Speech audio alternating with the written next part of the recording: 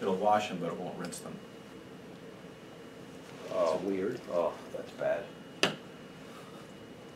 What happens, because there's a control issue, and that's, It's not doing a rinse. Not doing the rinse.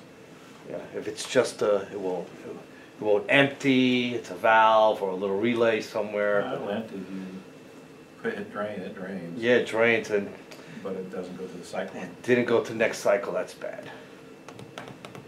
I don't know how to fix those. It's never able to fix it. Well, I'll look at the file. I'm gonna have the model number somewhere. I'll look it up and see if I can get that module, because everything actually works. It's not a mechanical problem. Yeah, it's just the control, and it's a solid, so you gotta buy the whole, it's probably the most expensive part in the whole Yeah, and then machine. you gotta take apart that whole front end. Yeah, Yeah, that's always fun. I know. It's either that or you go buy a new one, and Which is not fun either. which isn't fun either. You No. gotta take everything out. Yeah. So either way, I don't like it. But I don't like to have soapy dishes either. No. Fortunately, I noticed that the light was blinking. I kept pressing it to restart. So I opened it up like, wait a minute, they're clean. So what happened? So I went and grabbed one of the glasses on top, because there's usually water on it, and it's slimy. Yeah. So we'll go back Is to this the you're in old the house or? in the house. It's pretty good. I hear they don't last long, but we're there about 25 years, and we're on our second one. That's it. Actually, This is I only had to number- buy one. The other one was in a house when we. 4. This is number 4. Yeah. This is our third, Yeah. number 3. In our old house, I don't remember if we had one when we first bought it, but I know I put one in. And my parents have been in their house since 61, and their dishwasher still works. Wow. No, actually, I think this I might be didn't know the they made second. dishwashers. Might be the second. Yeah, I They didn't make either. dishwashers? 2 hands, you gotta see, it I was works. gonna say, yeah. Yeah, yeah. That's right. I don't know, hopefully mine never dies. I don't want to take that thing out. That's why I tell people, my parents had 3 sons, but they had an automatic dishwasher, they were kickstart.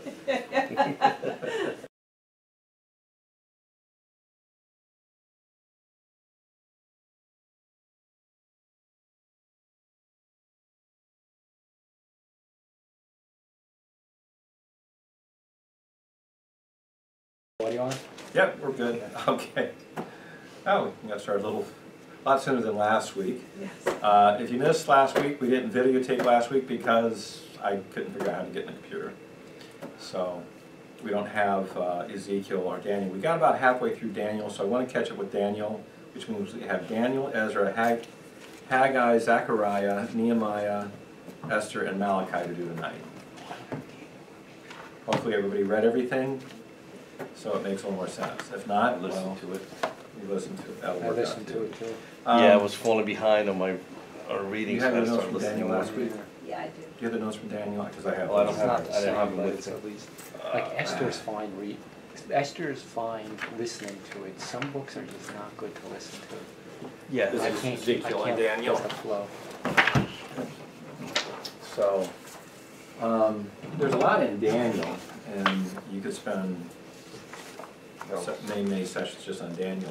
Cool. But I covered up through, if I recall, I think Nebuchadnezzar's tree vision. The outline there in the front, there are several ways you can outline this, but it's Hebraic, so I think the chiastic version is probably a little better. With chapter 1 is introduction. That's written in Hebrew, and that's Daniel and his 3 friends, Shadrach, Meshach, and Abednego, Hananiah, Azariah, and Mishael, are deported. They're deported in the first deportation, so that's 605. They're youths, they're trained, and it gives you a character sketch of these young men.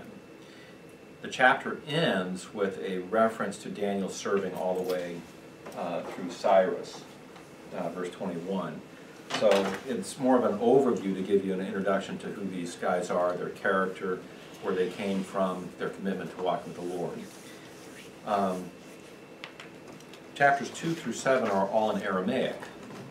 So that's written so that those in Babylon can understand what's going on, because that's where they are, and it concerns the Gentile nations.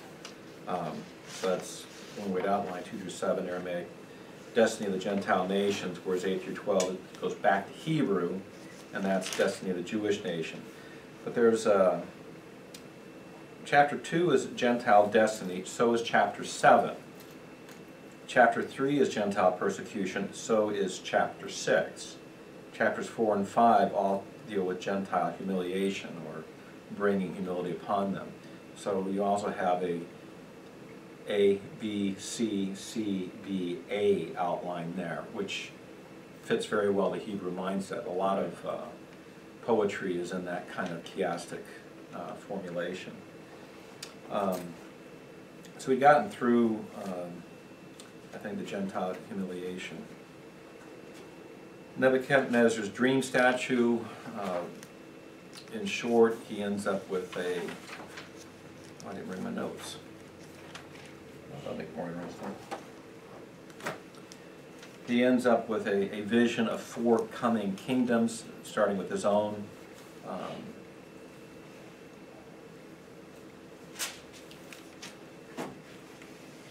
And then ending with a divine kingdom. So there's going to be Babylon, Medo-Persia, Greece, Rome, and then this divine kingdom. And at the end of it, because Daniel's able to tell Nebuchadnezzar the dream and interpret it, and that was the challenge. If these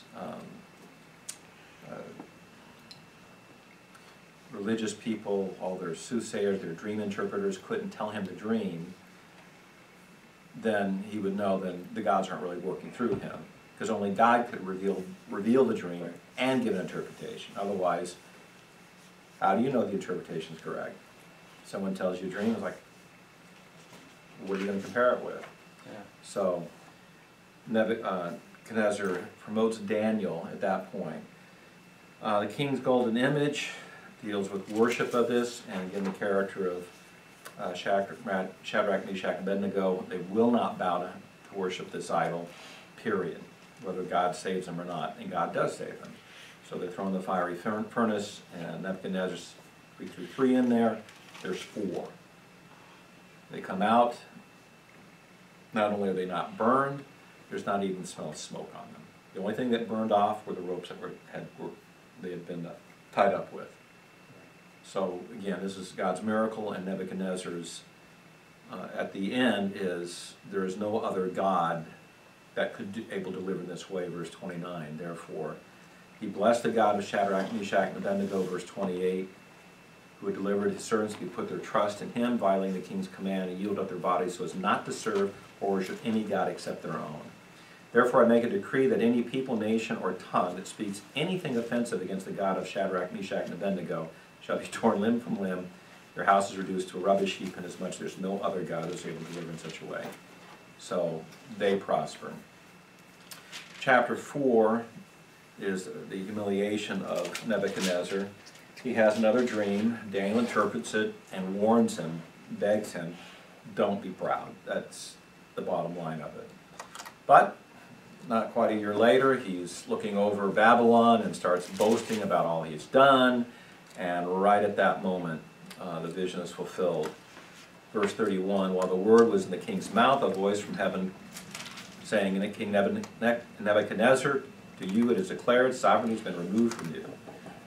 And you will be driven away from mankind, your dwelling place will be with the beasts of the field, you will be given grass to eat like cattle. And then 7 periods are going to go. So we think that's probably years, until you recognize the Most High as ruler over the realm of mankind, bestows on whomever he wishes himself. That's what happens. So there's a period of time where Nebuchadnezzar's out in the back 40 grazing with the cattle. That's got to be interesting. You have a delegation from some group coming in, so we want to speak to the king. Well, he can't, he's out in the back 40, he's grazing today. We'll move more with the south 40 next week. And yet, God does exactly what he said. He restores Nebuchadnezzar's mind. And that's what chapter 4 is. God humbles. He was humbled, and he turned. And so this great praise at the end, verse 34, at the end of that period, I, Nebuchadnezzar, raised my eyes toward heaven, my reason returned to me. I blessed the Most High, praised and honored him who lives forever. His dominion is an everlasting dominion, his kingdom endures from generation to generation, and all the inhabitants of the earth are accounted as nothing. But he does according to his will in the host of heaven, among the inhabitants of the earth. No one can ward off his hand or say to him, what hast thou done? Verse 37, now I, Nebuchadnezzar, praise, exalt, and honor the King of heaven, for all his works are true and his ways just. He is able to humble those who walk in pride. So this is toward the end of his life, so there's interesting debates go back. Could Nebuchadnezzar have been saved? Don't know. This is all we have at the end of his life. Earlier, he didn't get it. Does he get it now? Unfortunately, Belshazzar, the king's, well, it's an interesting genealogical thing we're not going to get into. He seems to be a descendant via marriage, at least a grandson. He should have known. This was not an unknown thing what happened to Nebuchadnezzar. He would have been young, but he would have known. And yet he doesn't pay any attention to what Nebuchadnezzar had learned. And so even though they are currently under siege, chapter 5 is the Medes and Persians are surrounding Babylon. They're laying siege to it. Belshazzar is a co-regent. His father is actually out with the army in a different place. And I think he's expecting his father's going to be able to come with the army and break the siege. Except that wasn't going to happen because his father's army got defeated. But here you're under siege, and he's throwing a feast, a drunken feast. And he ends up drinking to the gods, and they're using the cups that have been taken out of the temple. So verse 5, suddenly the fingers of man's hand emerged, began writing opposite the lampstand on the plaster of the wall of the king's palace. The king saw the back of the hand that did the writing. Then the king's face grew pale. His thoughts alarmed him, his hip joints went slack, and his knees began knocking together. That's a good description. I.e., he was afraid. I think any of us would be afraid if we saw something like that. But even more so, he's drunk, too. So he calls aloud, someone interpret this, no one can, so finally it seemed the queen here wouldn't be his wife. It seemed like it might be like the queen mother or something. But tells him, you should have known these things. And brings Daniel in to interpret it. And he said, I'll make you third in the kingdom, because you can't make him second, because Belshazzar is a co-regent, not the regent. If you can interpret this thing. Now, interesting enough, Belshazzar does actually carry through and gives Daniel those things, though Daniel's not interested. Daniel at this point, mid-80s. If he was 15 when the deportation happened, this is 70 years later, because Cyrus's decree goes out in the first year, so it's 69, 70 years later. He's old. He doesn't care about that stuff anymore. Keep it yourself. But he interprets it anyways. Many, many tekel upharsin. God has numbered your kingdom and put it to an end. You've been weighed in the scales and found deficient. Your kingdom has been divided, given over the Medes and Persians. And that very night, 29, Belshazzar gave the orders. They put Daniel with purple, necklace of gold around his neck, issued proclamation concerning him, authority of the third ruler. 30, that same night, Belshazzar the Chaldean, the king, was slave, and Darius the Mede received the kingdom at about the age of 62. Now Darius is introduced here because he's going to figure he is probably a fellow named Gubaru. He is under Cyrus because they would set up guys throughout their kingdom of basically governorships or over areas, and that's who Darius is. What ended up happening is Cyrus ended up diverting the river. Babylon was set up. Old school. I'm going to make it rough here, but so here's the river. Oh, I got different colors. All right, so there's a wall here, There's a wall here, and there's gates. I'll just put them like that. Gates along here, and the palace is somewhere in here. So what he ends up doing is the river flows through here, but you can't get under it because you got wall there, and the river you'll drown. But these gates were open. So he diverted the river so that the water level drops, and once they're king weighted, they enter, and it's at night. Now, if these gates had been closed and someone was watching, you get in here and you're dead, because you have on both sides, you can have the Babylonian army will just shower you with arrows, and there's nowhere for you to go. There's no place to hide. That's not what happened. They come in, and the gates are left open. So they just come in, and once they come in and get through, it's quickly went right to the palace. And that was the end of them. So it's just that quickly. They thought they were impenetrable, and they had enough supplies. They could have lasted a long, long time. Figures I've seen is years. They had that much food stores, but one night, that's it. And that's what Daniel said. Given to another. So chapter 6 then, now we're going so here's 2 chapters of humiliation. One guy learns, this guy doesn't, he's dead. The next one is Daniel is going to serve, and there's going to be persecution. But this time it's going to be Daniel. And Daniel is serving Darius. He's appointed. Now this guy's he's old, but he's recognized by Darius as a very key figure, so he is put in, appointed 120 satraps, and they in charge of the whole kingdom.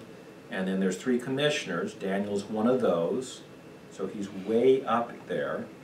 Got 120 and 3 over them, and then the king, and then that's just for this area of Babylon. And then Daniel's distinguished himself, so he ends up kind of being over the 3 as well. So he's sort of second. Now that, of course, elicits a lot of jealousy and an effort, as in all politics, of how can we get rid of this guy. And these guys aren't stupid.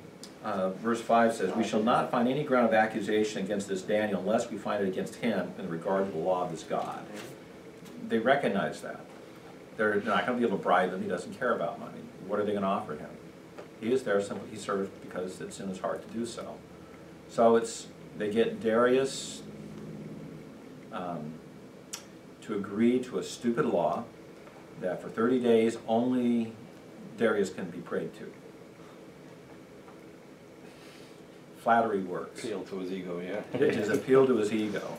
And not until he figured out what it was about, because Daniel's not going to change. He continues to do simply what he's always done. He prays 3 times a day. He doesn't even close the windows. He still keeps the windows open as he always had. That's integrity. He's going to trust God to the very end of his days. Verse 14, "As soon as the king heard this statement, he was deeply distressed and on his mind to deliver Daniel. And even until sunset, he kept exerting himself to rescue him." The problem was the Medes Persians had established law as king, and they couldn't change the law once it was established. The king had to obey the law as well, and so he couldn't do anything about it. So he follows through on it. Verse 16, "The king gave orders. Daniel was brought in, cast into the lions." Interesting what the king says. King spoke to Daniel and said, "Your God, whom you constantly serve, will himself deliver you." Now, that's interesting. So he's only known on Daniel a short time. He's already recognized something is very different about the God that Daniel serves. And so they lay a stone. The king is intent on this. Verse 18, "He went off to his palace, spent the night fasting. No entertainment was brought to him before him, and his sleep fled from him. Then the king arose with the dawn, and at break of day went in haste to the lion's den." And then calls out, "Daniel, whom you serve the living God, has your God, whom you constantly serve, been able to deliver you from the lions?" And Daniel spoke to the king, "O king, live forever. My God sent his angel, shut the mouths of the lions. They have not harmed me, inasmuch I was found innocent before him, and toward you, O king, I've committed no crime." And so they haul him out, and then he gets the ones who had made this accusation, and since he is king, he says, "Okay, you're going in, you and all your clan." And there's some say, well, the lions weren't hungry. Well, they were pretty hungry. And you get to the bottom. Verse 24, the end of it, the children that cast in the lion's den, they had not reached the bottom of the den before the lions overpowered them and crushed all their bones. So these were vicious lions, and this is God. So Darius then makes a decree, verse 26, for people to fear God, of Daniel, for he is the living God, enduring forever. His kingdom is one which will not be destroyed. His dominion will be forever. He delivers, rescues, performs signs and wonders in heaven and earth, who has also delivered Daniel from the power of the lion's den. So you see there's a parallel here, Darius and Nebuchadnezzar. Both end up praising God. God is that powerful, and that's kind of a theme throughout Daniel. This is the power and nature of the true God. Chapter 7 parallels chapter 2 and this vision of 4 kingdoms. This one's a different one. Daniel sees this dream. Now it goes back in time. Notice it's the first year of Belshazzar. So that's one reason why I think this is the outline is it's thematic. Because he jumps forward all the way to Darius. Now he jumps backward in time. Daniel has this dream. And it ends up being very similar, except this time there's a lion that has wings of an eagle. There's another beast resembling a bear. There's a leopard.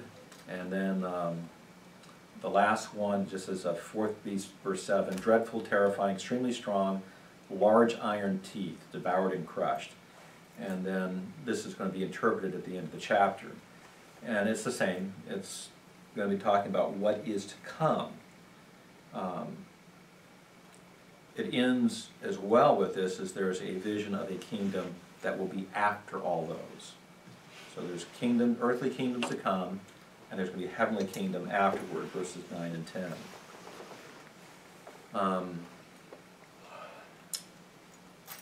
Let's see.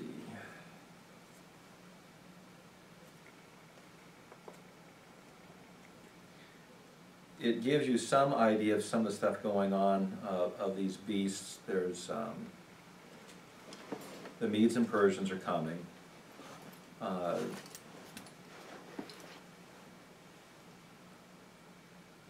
Well, you have the lion, the bear, the leopard. The leopard is Greece. And then this other beast is Rome. These are kingdoms that are coming. The 4th beast ends up, it gives you more information. Interesting enough is verse 19, desire to know the exact meaning of the 4th beast, which is different from all the others, exceedingly dreadful with teeth of iron, its claws of bronze. Iron marked the Roman Empire, and one reason they were able to beat Greece. Iron is much more durable metal than bronze. And so they were able to defeat the Greeks pretty easily because their weapons were so superior. 10 horns and 3 eyes, and then you have all that in the ancient of days, so it's seeing something, but it's also seeing something in the distant future as well, and it's confusing to Daniel. Vision 8, you have the ram and the goat. Again, now it's the 3rd year of Belshazzar, so 2 years later. Another vision Daniel has, and now he's looking out, and he's in the citadel of Susa. Now there's a switch here, though. Before chapters 2 through 7 is in Aramaic. It's dealing primarily with the Gentile nations, what their futures are. Chapter 8 switches. Now it's back to Hebrew, and the focus goes back to Judah. That's why the outline is an important one here. So here is Daniel's vision of the ram and the he-goat, which is plotting off history to the 2nd Advent, and there's an oppression. It's going to be by a guy named Antiochus. Notice the ram's identity, go back chapter 8 verse 20, is Media and Persia. The goat, in this case, is the kingdom of Greece. So he's given an understanding of this, and verse 27, he's exhausted and sick for days after it, and he's still got to carry out the king's business. Chapter 9, Daniel starts praying. He's confused by all this stuff, as people are still confused by it. But he wants to understand it.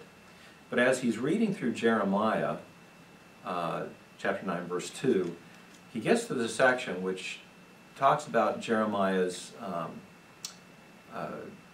it's a 70-year completion for their time. And he's adding this up as like, we're getting close to that. And he begins this beautiful prayer, verses 4 all the way through, where's it in? Verse 19. Daniel identifies with his people. He magnifies the Lord. The Lord was righteous in the condemnation of Judah because of their sin. He confirmed exactly what he was going to do. He prophesied it, and God carried it out exactly. And that's, so the first part's all confession. And then he gets toward the end of it, and he begins his petitions. Verse 16. O Lord, in accordance with all thy righteous acts, let now thine anger and thy wrath turn away from thy city, Jerusalem, thy holy mountain, because of our sins, iniquities of our fathers, Jerusalem, thy people, have become reproach to those around us. So now, our God, listen to the prayer of thy servant, let a supplication. For thy sake, O Lord, let thy face shine on thy desolate sanctuary. O my God, incline thine ear and hear, open thine eyes and see our desolations, the city which is called by thy name, for we are not presenting our supplication before thee on account of any merits on our own, but on account of thy great compassion. O Lord, hear. O Lord, forgive. O Lord, listen and take action. For thy own sake, O my God, do not delay, because thy city and thy people are, that are called by thy name. This is petitioning to see Jeremiah's prophecy fulfilled. But it's a prayer of great humility and great trust that God will fulfill his word. That's what he's looking at. It's a great prayer to study and to pattern your own prayers out. It's certainly one I think of a lot of when I pray for our nation. We're guilty. And yet we can still petition God for mercy. Not based on that he's going to restore America to its former greatness. We have no promise like that. But we can go to other promises that if Abraham could pray for Sodom and Gomorrah for the sake of 10 righteous, I think we can pray for our nation for the sake of the few righteous that are left. So he's praying, verse 20, he says, now while I was speaking, praying, and confessing my sin, the sin of my people Israel, his supplication, while he's still speaking, then Gabriel comes, verse 21, same person he had seen before, and he gives instruction that he has been sent, God has heard his supplications, and he wants to give an understanding of this vision that he's seen. And so he's given more information about the vision he saw in chapter 8. And this is where the 70 weeks come from, which figures heavily in prophecy. 70 weeks decreed for your people, the holy city, to finish the transgression, make an end of sin, make atonement for iniquity, to bring in everlasting righteousness, to seal the vision, prophecy, anoint the most holy place. So the vision concerns Israel. It concerns specifically the land of Israel, the people of Israel, and Jerusalem. So when people want to go off into some other tangent or something, you got to go back to the text. That's what this concerns. There's a period of 7 weeks and 62 weeks from some decree to the a rebuilding up of Jerusalem, the plaza and moat. So it's going to have walls again and moat. Remember, right now it's completely destroyed. There's everything burned. But it's going to be rebuilt. This is part of the prophecy. And then after the 62 weeks, Messiah will be cut off and have nothing. So there's some period of 69 weeks from a decree to Messiah being presented, and after that he is cut off. And there's a lot of speculation on exactly where that is, and I've given some of that to you in the past. And I don't have time for it all here.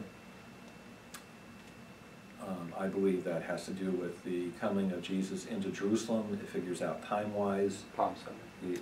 Palm Monday, but Palm Monday. he comes in and he's announced. Others can figure that it's at Jesus' baptism, but it has to do with Messiah is announced. He is here. After this, he's cut off. When is he cut off? He's cut off at the crucifixion. So there's 69 weeks, and then there's a 7th a 70th week, one more week. And that begins, verse 27, with a firm covenant with the many for 1 week. In the middle of the week, he will put a stop to sacrifice, grain offering, and abominations. Well, who is this? This is the prince of the people who are to come in verse 26. These are the Romans. So it's someone from that.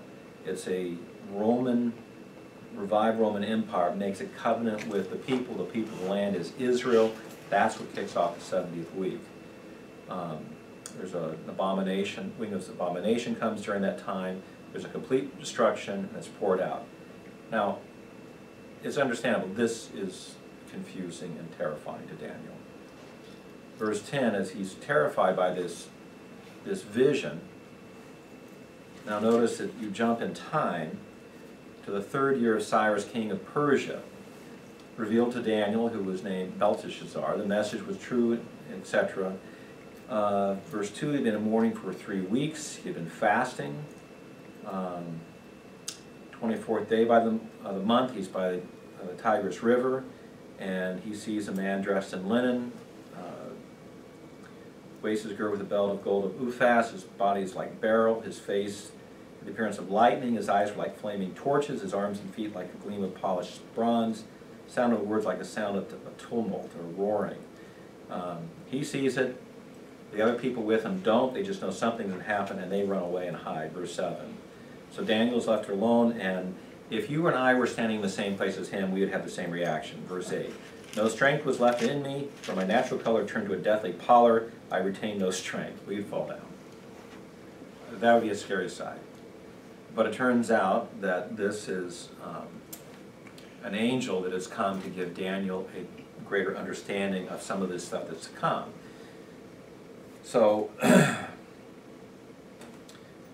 he's comforted by this angel as he's now going to reveal details about this period that's coming. And there's 2 things that are going to come about. There's going to be a particular fellow, Antiochus Epiphanes, and then there's going to jump, and it's also going to be telling there's a future Antichrist toward the end of time. Now chapter 11, and if I had time, I would go over it, but I don't have time tonight. You can go through this and you can trace every single person in here, exactly what happened in history. In fact, chapter 11 is why liberals demand that Daniel could not have been written in the 6th century. It had to be the 2nd century or later because it's too detailed. Because remember your ancient history, Alexander the Great, he conquers everything, and he's young, and he gets sick and dies. And his 4 generals take the kingdom, and so it's split to 4 ways, which this details. 2 become very important concerning the land of Israel. That there's a lot of intrigue, but the Ptolemies are down in Egypt. That's after General Ptolemy. The Seleucids gain power, kind of an interesting way to do it, but they end up gaining power.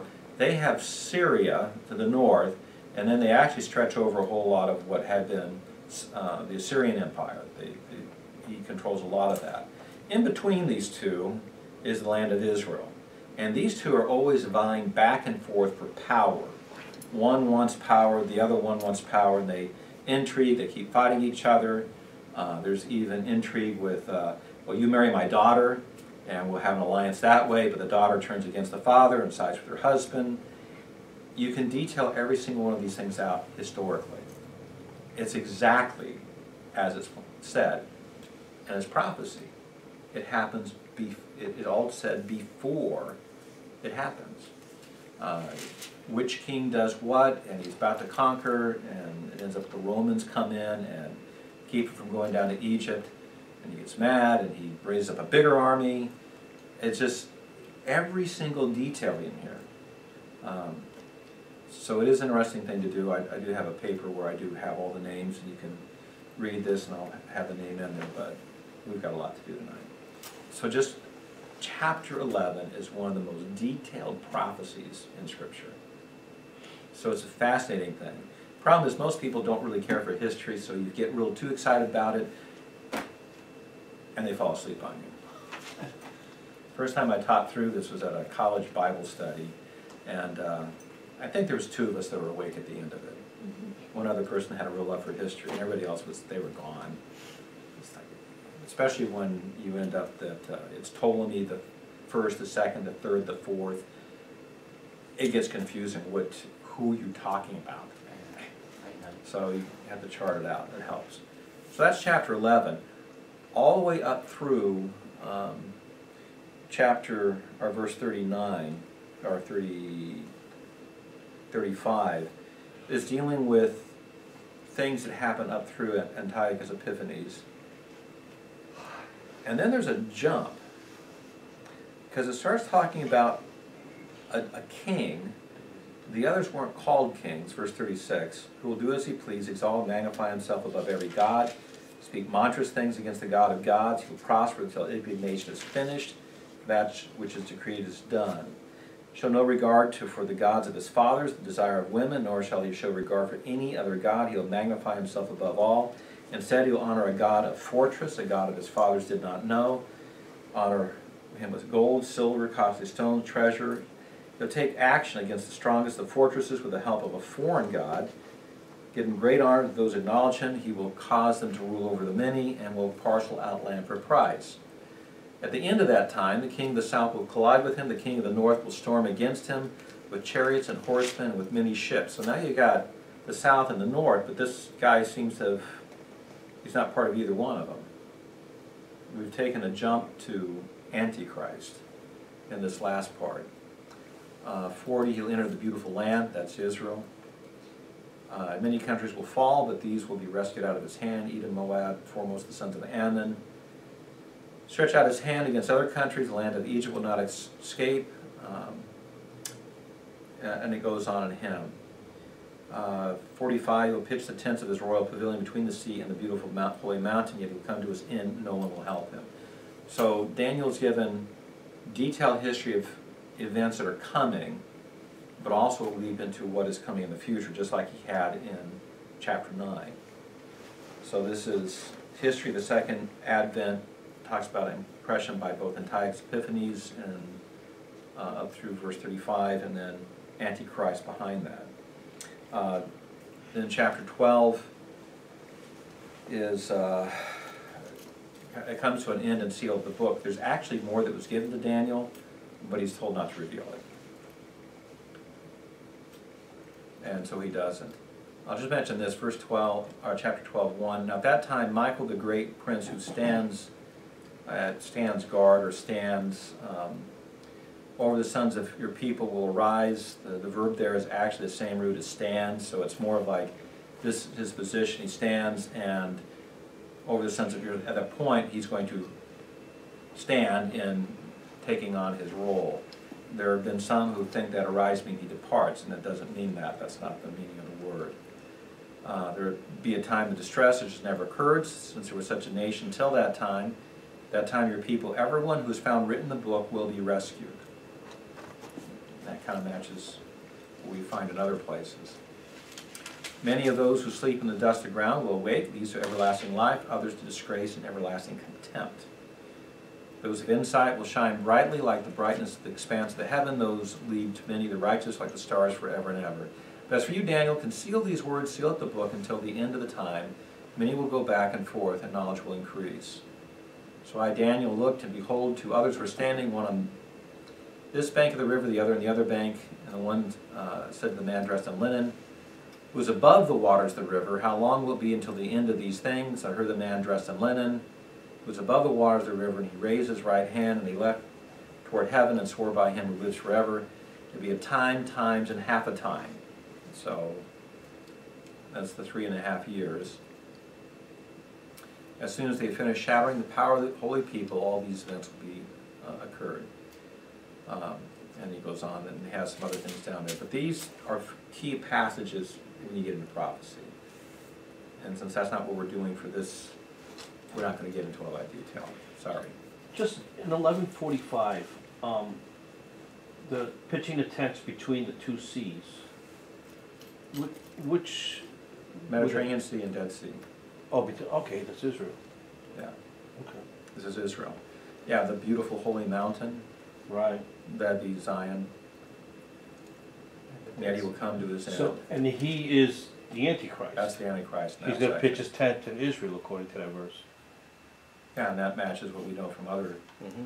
prophecies as well. And that's why you start getting these prophecies, any one of them is confusing. You start putting them together, and there starts being a pattern.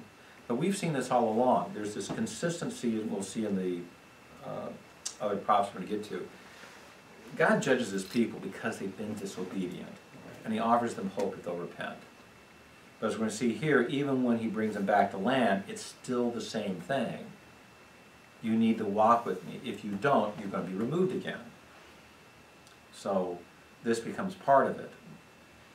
God hasn't changed any. What he said back in Deuteronomy is still is true, even later. I have a covenant with you, but he keeps speaking about another covenant throughout many of these prophecies. That's something that's beyond this kind of relationship. There's one that's going to be eternal. Their law will be written in their hearts. There's this new covenant idea that's different. Different promises given that you will never be removed from the land again. So sometimes sorting this out gets a little difficult, but you have to pay attention to those things. That's why prophecy gets very complex. But when you start seeing promises of something that's forever, then we know it's something beyond anything that's been experienced so far. And I'll try and point some of those things out as we go through very quickly these other books. But I needed to spend some time with Daniel. Now, Daniel would then overlap with Zerubbabel.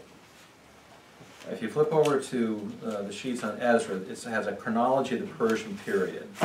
So remember, Daniel is still in Babylon. Cyrus conquers. He issues his decree the very first year. Daniel's still serving, at least in the third year of Cyrus, he's still serving. So we know there's a little bit of overlap here. But the decree goes out for the people to return to the land. Now Ezra, well, let's go through this. So you have Cyrus, and then the Persian kings are Cambyses, Darius the First, not confused with the Darius that is with Daniel in the lion's den. There's Xerxes, or Ahasuerus, that's the story of Esther. Yeah. Okay? Or on the right I put the correlation with what's going on in the Greek Empire. Ahasuerus is defeated twice, Thermopylae and Salamis, well that 3 times, and Herodotus. Then Artaxerxes the First is the return of Ezra. So the first part of the book of Ezra isn't about Ezra, it's about Zerubbabel. And this is the command under Cyrus that they can return to the land and rebuild the temple. Haggai and Zechariah come in about 15 years into it because the building had been stopped for several reasons, and they are the ones who encourage the people to take up the work again and finish the job. So there's 2 prophets in the middle. So the temple's completed, and it goes through Ezra chapter 6. Then there's the story of Esther. And then after that is the return of Ezra, chapter 7 through 10.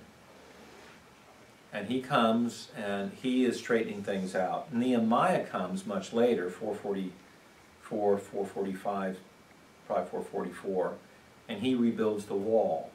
He gains Artaxerxes' permission to come back and build the wall. And I'm going to try and point out in these things, you still have the same cycle going on, even when the people came back, that you'd had before. So that gives you a little bit. Malachi is probably at the end of Nehemiah's time. Nehemiah comes, he rebuilds the wall, he's there for 12 years. He goes back to the capital and serves the king, and comes back again and serves as a governor. Malachi is probably that second period where Nehemiah comes back. And Nehemiah finds that even though they had cleaned everything up, in his absence, it went back the same way it was before. So you still have this same cycle. So that's something to understand about the flow here. of what's going on. So that might be helpful for you. I'm sorry I wasn't able to get that on a chart so you could have it on PowerPoint and look at it. The next page is returns from exile, just so you can keep that straight. There's 3 returns. Ezra 1 through 6 is the leaders is Sheshbazzar, Cyrus is the king, rebuild the temple, they return it. This is the largest return, 49,697 return. Temple sacrifice, or the sacrifices are begun, then the temple foundation is laid, the work progresses and then is stopped, and then until 520, and then completed in 4 years after the preaching of Haggai and Zechariah. The second return, 458, is Ezra himself. Artaxerxes is the king now, and as many wanted to return, could return. That's through the whole empire. That would include the Assyrian deportations. So not just on Babylon. Anyone in the empire wants to return, but how many come back? Only 1,758. Hence the importance of Esther demonstrating God's faithfulness to an unfaithful people. They could have gone back. Why didn't they? They got uncomfortable. Yeah. Now some, yeah, they're serving the king, they got an important position, but anybody who wanted to go back, go back. But only a few came back. He has to deal with intermarriage problems. Nehemiah then comes, and he comes, and it doesn't say how many came with him, but it's the same thing. He's going to be allowed to rebuild the wall. Wants to come back with him, come back with him. And they rebuild the wall in 52 days, even with all the opposition. And he's there for 12 years. There's a gap. And he goes back to serve Artaxerxes, and then comes back again, and that's about the time of Malachi. So that's kind of the timeline. You have to kind of keep that a little bit in mind, so you might want to keep that sheet to the side so you can refer to it. So Ezra starts where Chronicles ends, and that's important to understand. Remember, 1st and 2nd Chronicles is probably written by Ezra, and it is the history of the nation to those who are returning to the land after deportation.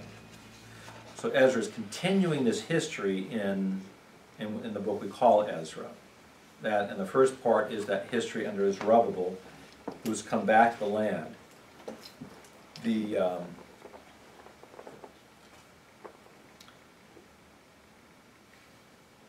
Isaiah had prophesied Cyrus would do this. That's Isaiah 44, 28 through 45, verse 4, that he was going to make this decree. 2 centuries before he does. Before he's born, it's told. Jeremiah's prophecy is the same thing, is there's going to be this return, and that's what he gives. Verse 3, whoever is among you of all his people, he's got to be with him, let him go up to Jerusalem, which is in Judah, rebuild the house of the Lord, the God of Israel. He is the God who is in Jerusalem. There's his pagan idea, because they think gods were local. Every survivor at whatever place he may live, let the men of that place support him with silver and gold, with goods and cattle, together with a freewill offering for the house of God, which is in Jerusalem. As you read through this, is what he wants, is he wants whatever people, God's people have, pray to that God for behalf of the king. He wants the favor of all gods. He sends back with them the articles that have been taken out of the temple. Verses 9 through 11 accounts for it. 30 gold dishes, 1,000 silver dishes, 29 duplicates, 30 gold bowls, 410 silver bowls, 1,000 other articles, all the articles of gold and silver, 5,400. So they don't return poor. That's kind of the emphasis here. Chapter 2 is a numbering of all the people that are returning. Total count, 49,697.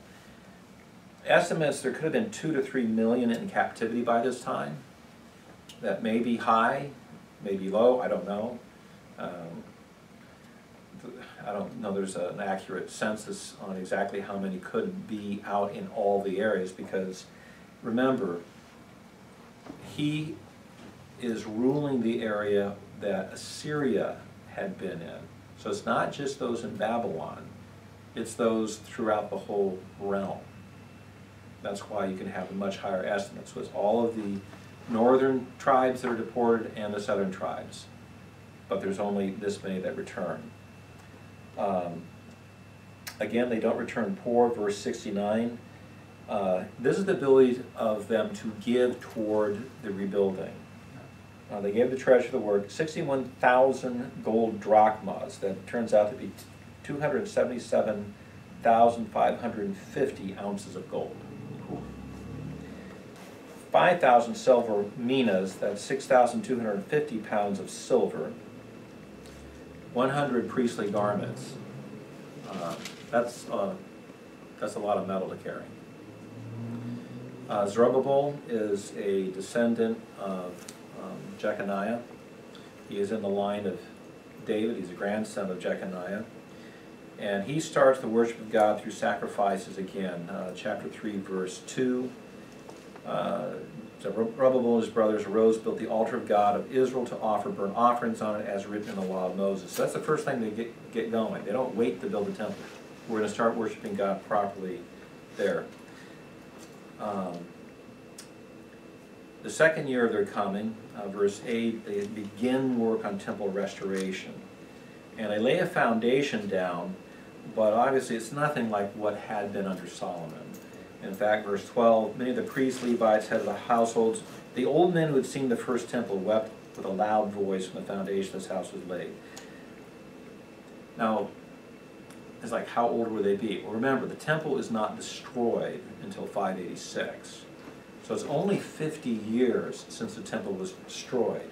So if you'd had those who were very young, children, teenagers, maybe even in their 20s or something, that had been there and had seen Solomon's temple, and they are part of the group that went back, they know what it looked like. And that's why they're weeping. Well, immediately there's hindrance to the work by the enemies of Judah and Benjamin. These are mostly the Samaritans, or what become the Samaritans. These are the mixed people in the northern lands. Verse 5, they hired counselors against them to frustrate their counsel. See, there's nothing new under the sun. You want to frustrate things? They hire lawyers to tie you all up. Town officials. That's just the way it goes. Nothing new. So that's Cyrus. Then verse 6, the reign of Ahasuerus. So there's a parenthetical jump.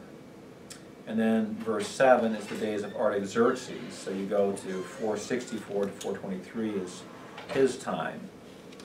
And there's a letter. So there's this jumping around, but what it's trying to do is give you the sense of there's always been a frustration given to keep people from doing God's work. They're always trying to interfere, and that's what he gives there. Anyways, the lawyers get busy, and so the king's reply, since now it's a different king, to stop the work.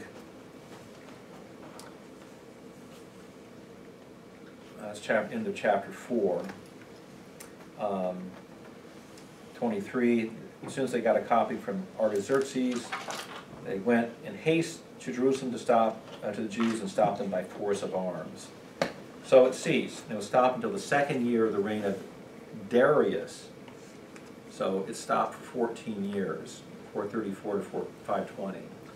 Now Haggai records the internal reasons the work stopped. So you have an outside pressure, but there's also stuff going on internally. They very quickly end up moving away from why they were supposed to have gone back. So Haggai and the prophet Zechariah, this is chapter 5, verse 1, they come in and they start prophesying and giving them encouragement about what they need to do. Now, since we're to Haggai, we're going to jump over to Haggai. So you can just, because this is right where he's at. Now, Haggai is only prophesies a very short time. We actually have the dates of when he prophesies. Haggai 1:1, September 1st, 520. Haggai 1:15, September 24th, 520. Haggai 2:1, October 21st, 520. And Haggai 2:10 and 20, December 24th, 520. So it's a very, very short period of time that Haggai is speaking speaking, so that's why I want to stick him right in here, because that's where he fits. His is a very simple outline of Haggai. He calls them to construct the temple again, and he gives 4 messages. The first 2 messages about this construction: complete it, and the temple is going to be glorious. That's to encourage them, because remember, they're weeping. And he says, you don't need to weep. God has a plan for this. And then there's a call to courage and cleanliness. It doesn't mean take a bath, it means spiritual righteousness. The blessings of obedience, then God's future blessing. So he also goes to what's going to go in the future. So chapter 1:1, 2nd year of Darius the king, the first day of the 6th month, the Lord came to Haggai to Zerubbabel. So he is encouraging him, and then also Joshua the high priest. September 1st, 520, a holy day, time of the new moon, special burnt offerings followed by listening to the prophets.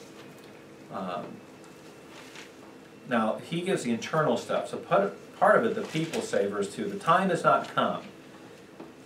We got, people are hindering us. We'll have to do other things before we finish the temple. That's the big deal here. And he spells it out directly in verses 4 through 6. Why is the time not come? It's because you're building your paneled houses, and God's house is lying desolate. So your ways: you're sowing, you're not reaping. You're eating, but you don't have enough to be satisfied. You're drinking, but you don't have enough there. Clothing, but you're not warm. You earn wages, but it's a purse with holes. God's not blessing you. Why? Because you're more focused in on your own comforts than doing what I sent you there to do. And so he says the temple must be completed, 7 through 15. He warns them, you try and keep doing what you're doing, you can build it, and I'm going to blow it away. Why? Because God's house lies desolate, end of verse 9. And so the skies are withhold, you're having drought. Verse 12, then Zerubbabel and Joshua, all around the people, obeyed the voice of the Lord their God and the words of Haggai the prophet. They paid attention. And this makes a huge difference in them. It's like, then we have done wrong. And so God encourages them. Verse 13, I am with you, declares the Lord. And they start working on the temple again. Verse 14, 24th day, the 6th month, Darius the king. That's September 24th. The building is restarted. 23 days after Haggai's message. Why 23 days? Because it probably took them a little time to do some planning and gather the materials before they get the work going again. But it's an immediate response. The second message you have is that it's going to be a glorious temple. This message, 21st of the 7th month, so it's about a month later. And that it's going to be a glorious temple, verse 4. Take courage, Zerubbabel. Again, you have the people, they're weeping, it's not anything like Solomon's, but notice verse 9. The latter glory of this house will be greater than the former. That's the promise. You gotta trust me. Keep working, keep building. So take courage. Chapter 2 is the blessings of obedience, and he criticizes them because they're not following the law as they should have. Their sacrifices aren't what they should be.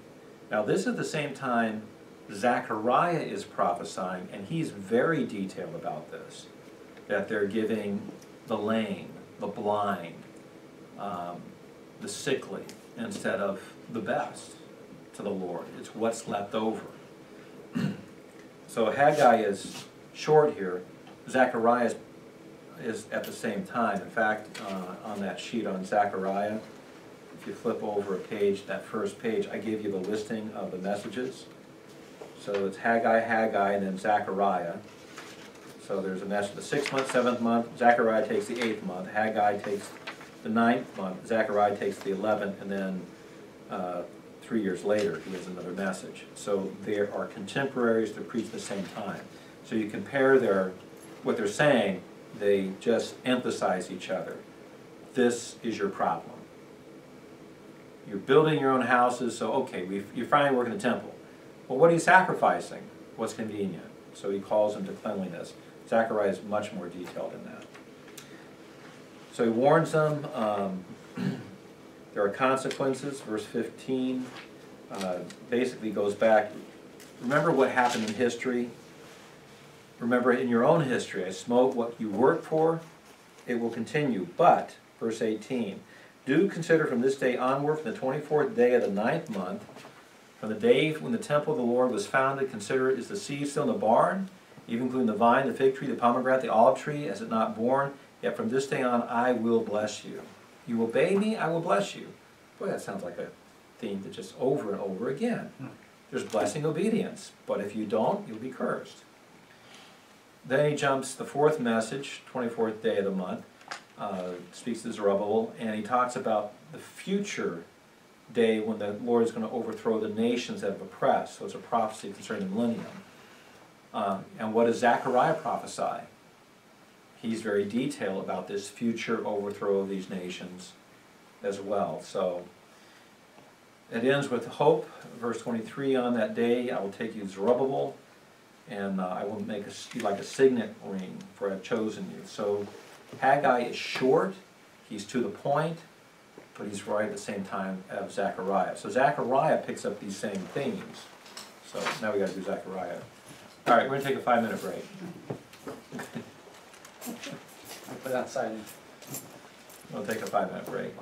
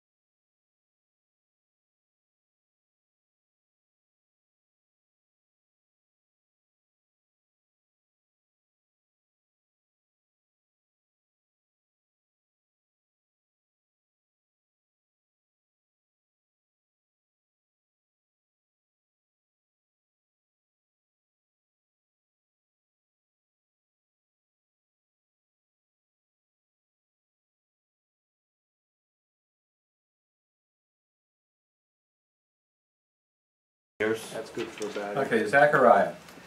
So he, 8th month, 2nd year of Darius, so that's why that timeline on the first sheet, it puts you exactly, so he's, Haggai has one message, 2 messages, now this is Zechariah's message. And Haggai's gonna have a couple more messages, and then Zechariah follows it. But his is a call to repentance. Why? Because of what Haggai's already said. You're busy doing your paneled houses instead of doing the work and building them. Your sacrifices aren't what they're supposed to be. So they're all aware of one another also. Yeah, they're in the same place. Oh, man, this is... Remember, they're both in Jerusalem. Wow. So they're backing each other up. So it's like, it's like going to a conference, you know, you get this one, Yeah. and it's followed by the next And guy, they- you know, back up the same. just Which ones love were in this. captivity together? Daniel Daniel and Ezekiel are there at the Ezekiel. same time. at the same time. Right. Daniel's probably a little older, Yeah. but they're there at the same time. Meanwhile, Jeremiah is in Jerusalem, prophesying at yeah. the same time, but 2 different audiences primarily. There are messages Jeremiah sends over to those in captivity, but those 3 are all prophesying at the same time.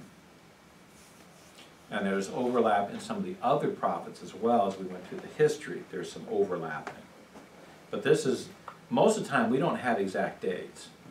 This one, we have the Yeah. exact dates they were preaching.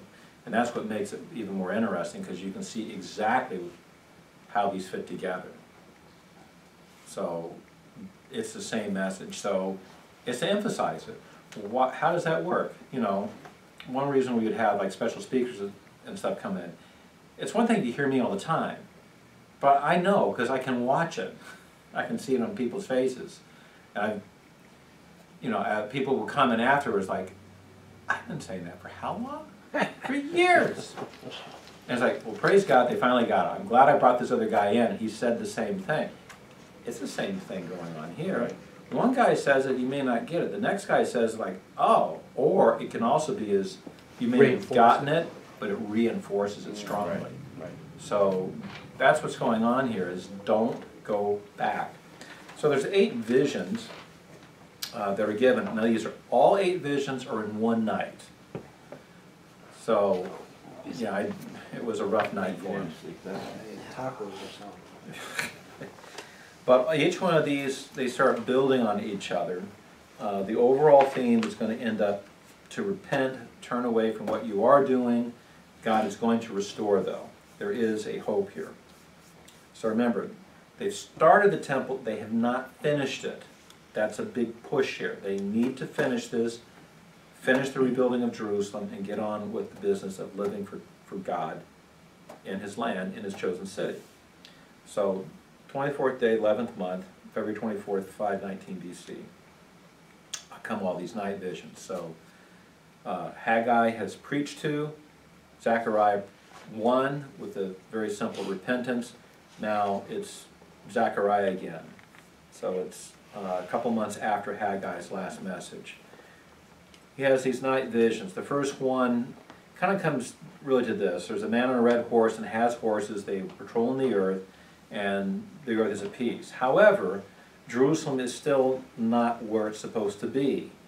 And so it's how long, O Lord, is this going to go?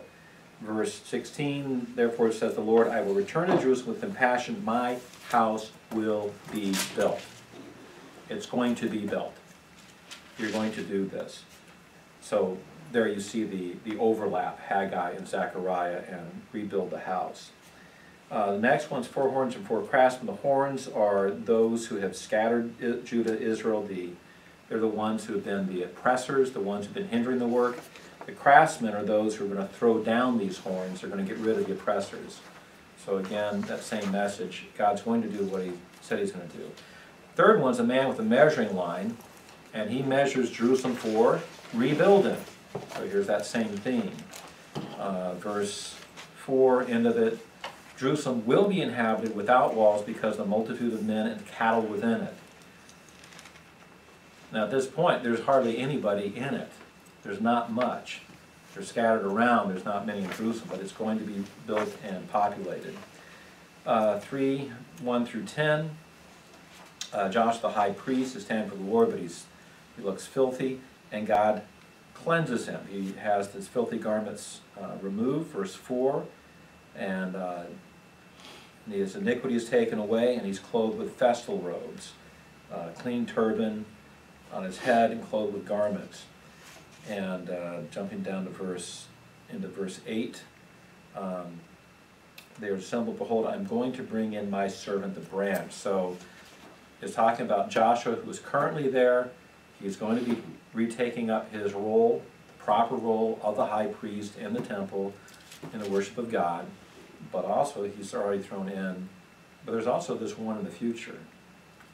My servant the branch, my servant. That's going to come up again.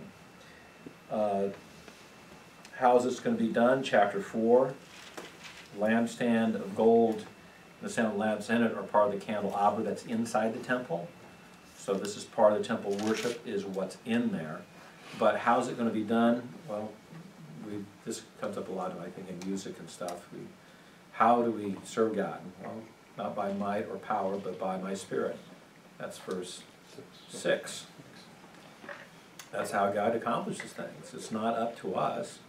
We're simply vessels God uses, and He does use us. He even has 2 anointed ones standing by the Lord of the whole earth. He's there, He's ready, He's going to carry out what He commands. The flying scroll, chapter 5, is a curse. It's a curse over those who steal and those who are who swear. That's verse 3. So this one is God's judgment of the wicked. Chapter 5, there's this ephah and a woman in it, and the scene is she's in Jerusalem, and these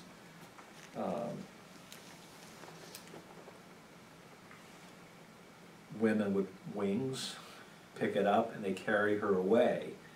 But she's identified there in verse 8. This is wickedness. So the idea is wickedness is carried away from Jerusalem. It ends up going to the plains of Shinar, and she's prepared it on a pedestal. Wickedness is still going to be worshipped other places, but it's being removed from Jerusalem. 4 chariots, they go out to appease God's wrath, north and south. So that's hope as well. Remember, they're being oppressed. They're getting hindered, and God sends them out. Finished up with an appendix and the coronation of Joshua the high priest. Again, the temple is going to be rebuilt, verse 15. Those who are far off will come and build the temple of the Lord. So that's all in one night, but here you see these common themes. It all is to give them hope. Rebuild the temple, go back to what you're supposed to be doing. You're supposed to be worshiping God within this temple. Let's do it. So that's a great encouragement. And here's all the visions.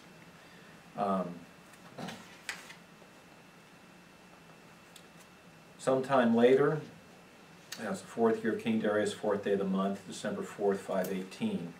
Now, they get going on the temple. Now, the temple itself is completed in 520. So, I'm going to jump back to Ezra here for a moment, because he's been getting a lot of hassling. But now you hear these prophets of what they're saying before the temple is going to be finished, of encouragement to do it, because they are getting a lot of conflict in trying to get it done.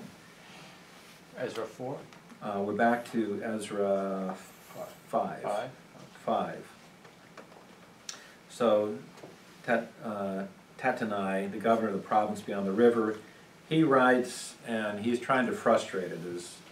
He's looked at history, and Jerusalem is, they're going to do this, and going to rebel. But there's a good letter that's written back from them to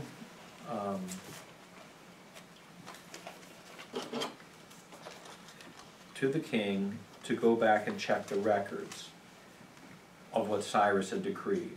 Because, laws are made, but people forget what they are. Decrees are made, but when were they? They're a long time ago now. And they go back, and verse 17 was the request. If it please the king, let a record search be conducted in the king's treasure house, which is there in Babylon.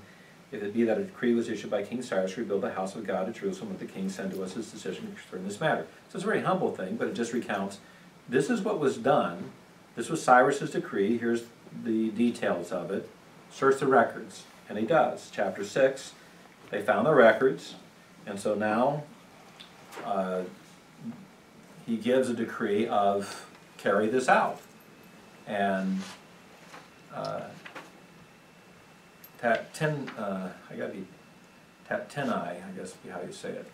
The governor, now it's flipped on him. Whereas before he's trying to hinder it, now it's like, okay, but now you're going to support it. You're going to finance it. You know, you want us to follow what the decrees are? We found the decree, here's what you're going to do. That's verse 8. The full cost to be paid to these people from the royal treasury, out of the tax of the province beyond the river, and that without delay. Whatever is needed, young bulls, rams, lambs for a burnt offering to the God of heaven, wheat, salt, wine, anointing oil, as the priests of Jerusalem requested, to give them daily without fail, that they may offer acceptable sacrifices to the God of heaven and pray for the life of the king and his sons. That's the desire of the pagans. Don't know who your God is, but I want your God on my side. So that's what he's after. So Tattenai, he carries it out. He pays the decree, and the work is completed February, March 5/15. It's 21 years from start to finish, and I need to put that in there so you can see where we are in Zechariah's prophecy, because he's getting them going again.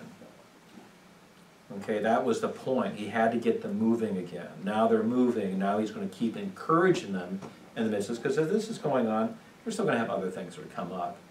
And he doesn't want, now that the external conflict is removed, the decree is set and the finances should be coming in, don't let the internal stuff start doing things. So it's going to be 5:15 before they're done. So now we're back over to Zechariah, and we're December 4th, 5:18. So it's another 3 years before they're going to be done with it. But the temple is moved again. Remember, they start rebuilding again in 520. So that's the preaching of Haggai and Zechariah the first time. They get moving, they start rebuilding, so now you're back in the middle of this building project. They're moving forward strongly. So 4 messages. Now, as this is progressing along, there's a question that comes up. It's a simple question, but yet it has some strong answers. If we started fasting when we were deported, and we were fasting in commemoration in the 5th month, because that's when the temple is destroyed, and now we see the temple is getting closer to being done, its structure's coming up, should we continue to fast? That's their question. That's what means 7 verse 3, shall I weep in the 5th month and abstain, that's the fast, as I've done these many years. And so there's 4 responses. The first is a rebuke for the wrong motives, which basically comes, was that fast ever really about me? The answer is no, it wasn't. This was something you did, you created yourself. It really wasn't about him. They fasted based on their own ideas. Second part of the response, verses 8 through 14, is that repentance is required for disobedience. That's not fasting, it's repentance. So you need to do what is right. Verse 9, dispense true justice, practice kindness, compassion, each to his brother. Do not oppress the widow, the orphan, the stranger, the poor, or devise evil in your hearts against one another. But going back for what they did, but they refused to pay attention, turned a stubborn shoulder and stopped their ears, and so he's going by. This is why there was problems before. So he's pointing out to them, don't repeat what your forefathers have done. They created their own stuff and didn't do righteousness, thinking that the fast is what God wants. I don't want your fast. I want righteousness. Chapter 8 is this promise of to restore Jerusalem, and that God is going to dwell among them again and do good for them, and so they don't need to fear, but they better not return to evil. That's the essence of this section. Verse 3, he returned to Zion, dwell in their midst. It'll be called the city of truth, the mountain of the Lord, called the holy mountain. Verse 7, behold, I'm going to save my people from the land of the east, the land of the west. I'll bring them back. They will live in the midst of Jerusalem. They shall be my people. I'll be their God in truth and righteousness. So there's a small remnant there. He said, I'm going to pull more from where they've been scattered. We're going to fill this place up again. A promise of graciousness, verse 11. I will not treat the remnant of this people as in the former days. There will be peace. Verse 13, I will save you that you may become a blessing. But it ends with a warning into verse 15. Well, do not fear, 16. These are things which you should do. Speak the truth to one another, judge with truth, and judgment for peace in your gates. And let none of you devise evil in your hearts against another. Do not love perjury, for all these are what I hate, declares the Lord. So that's the third answer to their question. The fourth one is, you were fasting. In fact, it goes on, you were fasting in the 4th, the 5th, the 7th, and the 10th months. But they are going to become joy, gladness, and cheerful feasts for the house of Judah. For what you were doing, I'm going to change them around. You're going to be feasting instead of fasting. So that's a promise to them to encourage them in the midst of what they're doing.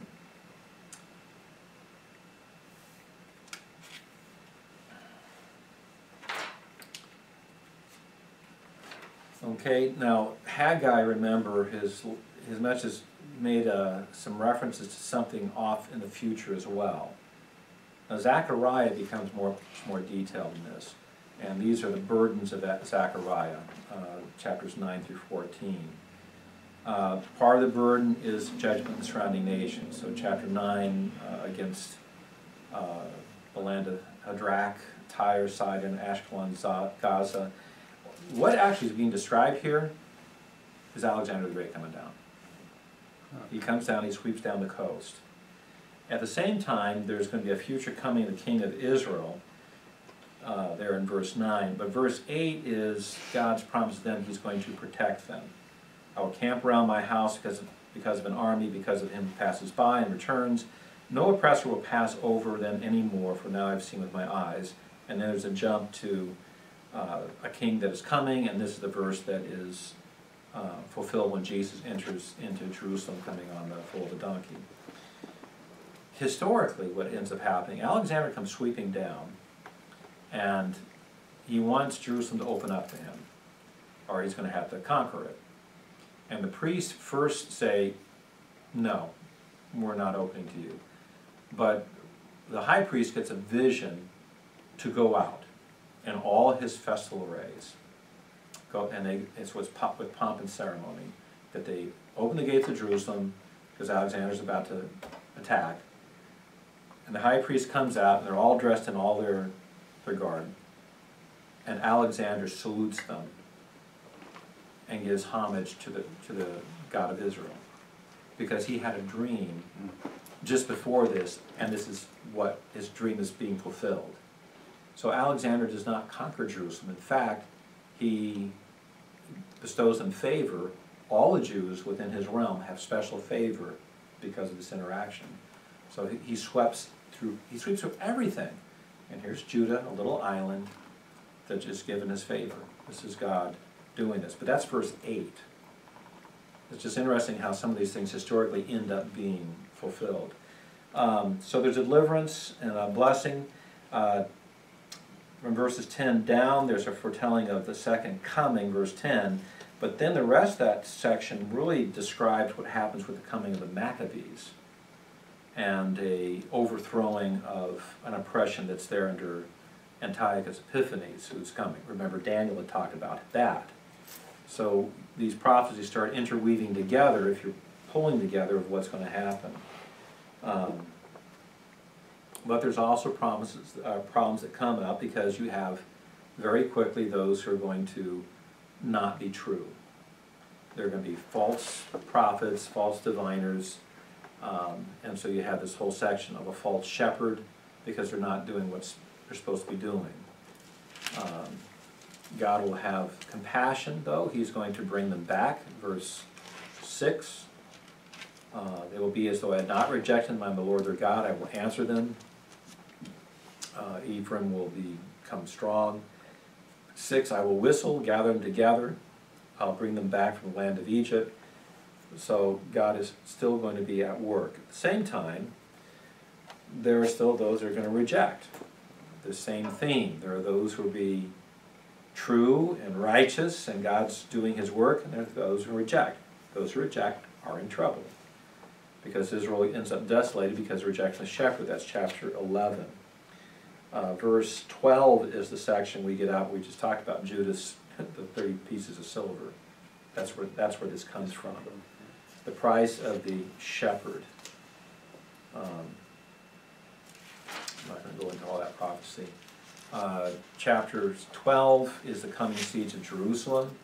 This is its next burden or oracle.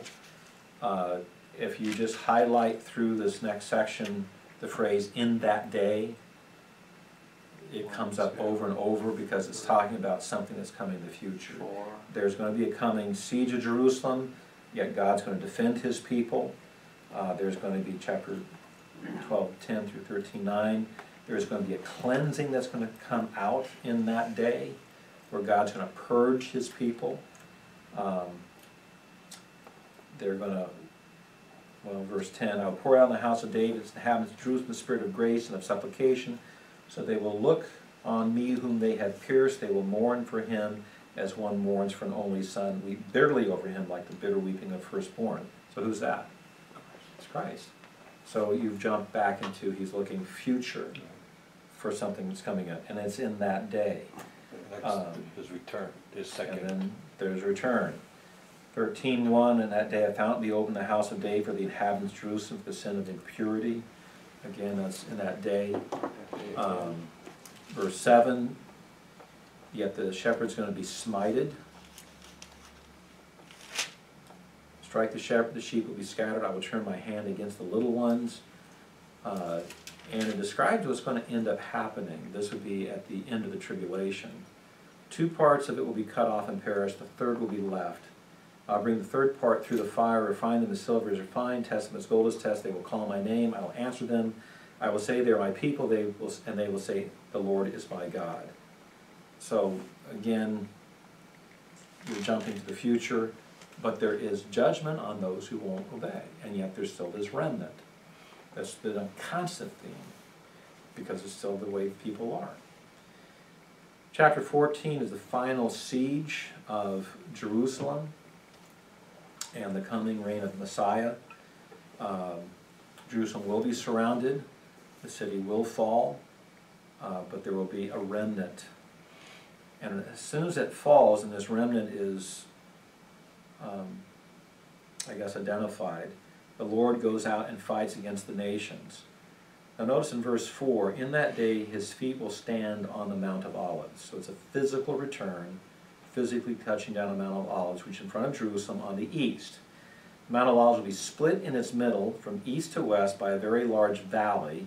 Half the mountain will move north, the other half toward the south.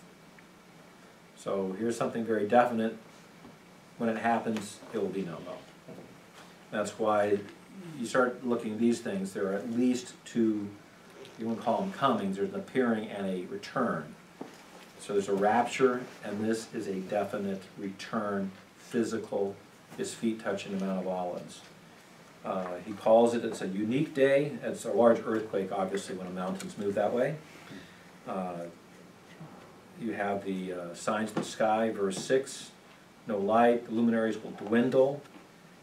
There's a river that starts flowing out of Jerusalem, part going east, part going west, so some to the Mediterranean, some to the Dead Sea, which fulfills some prophecies in other sections where it talks about that whole Dead Sea Valley becoming a place of fishing.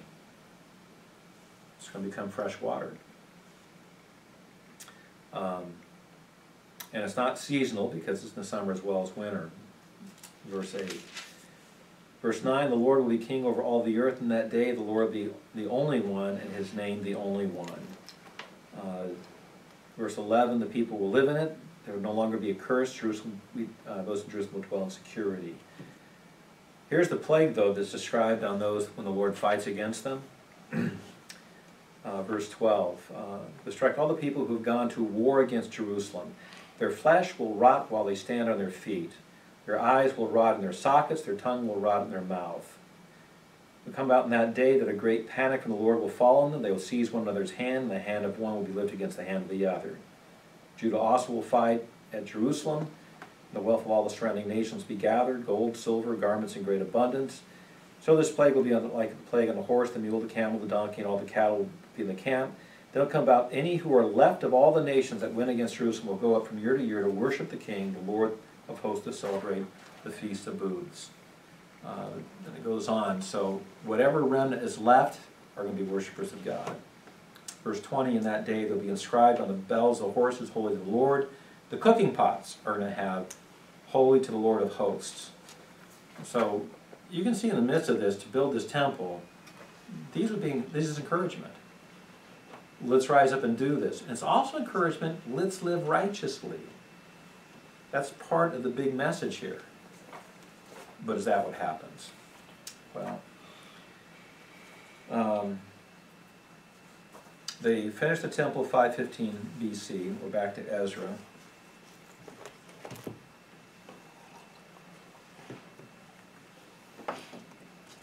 And then they celebrate the Passover.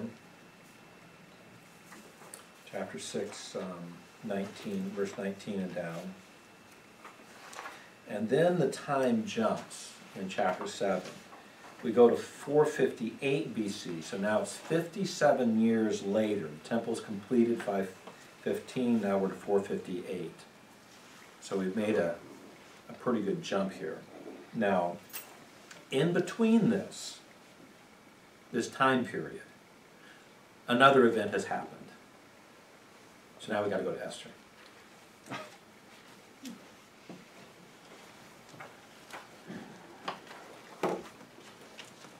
Because Esther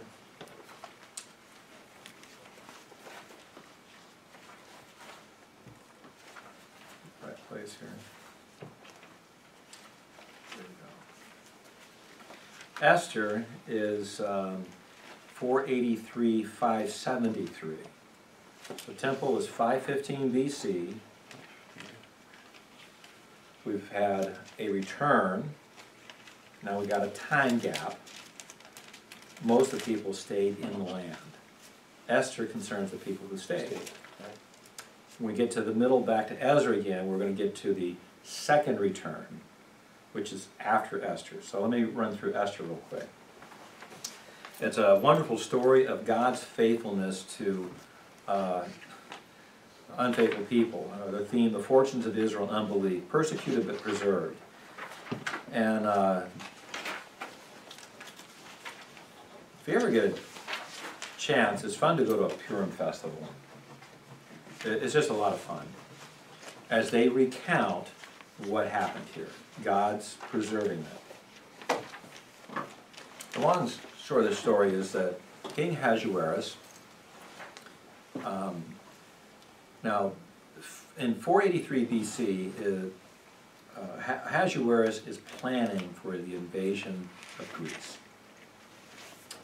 And he is showing off his wealth, that's the first chapter, and he has been doing this for a half a year, 180 days. Ends with a 7-day feast where he's supplying everything.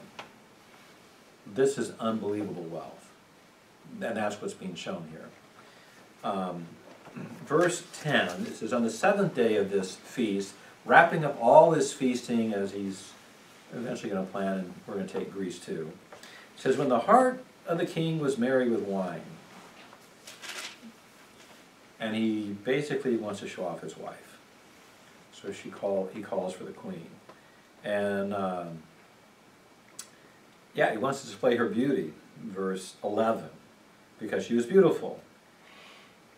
She says, no way, I'm not doing this. You know, basically, you're drunk, and I'm not going out there for that. That's right. Okay? She actually did what was right. Probably everybody else was drunk too. Yeah. But there is a conspiracy against her because the men who understand the times, verse 13, see that this could go bad because they're pretty oppressive of the women at that point and in that kingdom. And they don't want, if the queen gets away with this, what's going to happen to the other wives? Or you've got to go, the queen said this to the king, and he's absolute. Insurrection. It's insurrection, so they're going to treat the same way, so we need to do something about it. King, you got to dump her. You got to get rid of her. Otherwise, verse 18. Let's see. This day the ladies of Persia and Media who have heard the queen's conduct will speak in the same way to all the king's princes, and there will be plenty of contempt and anger. If you don't do something like this, your kingdom's going to be in an uproar.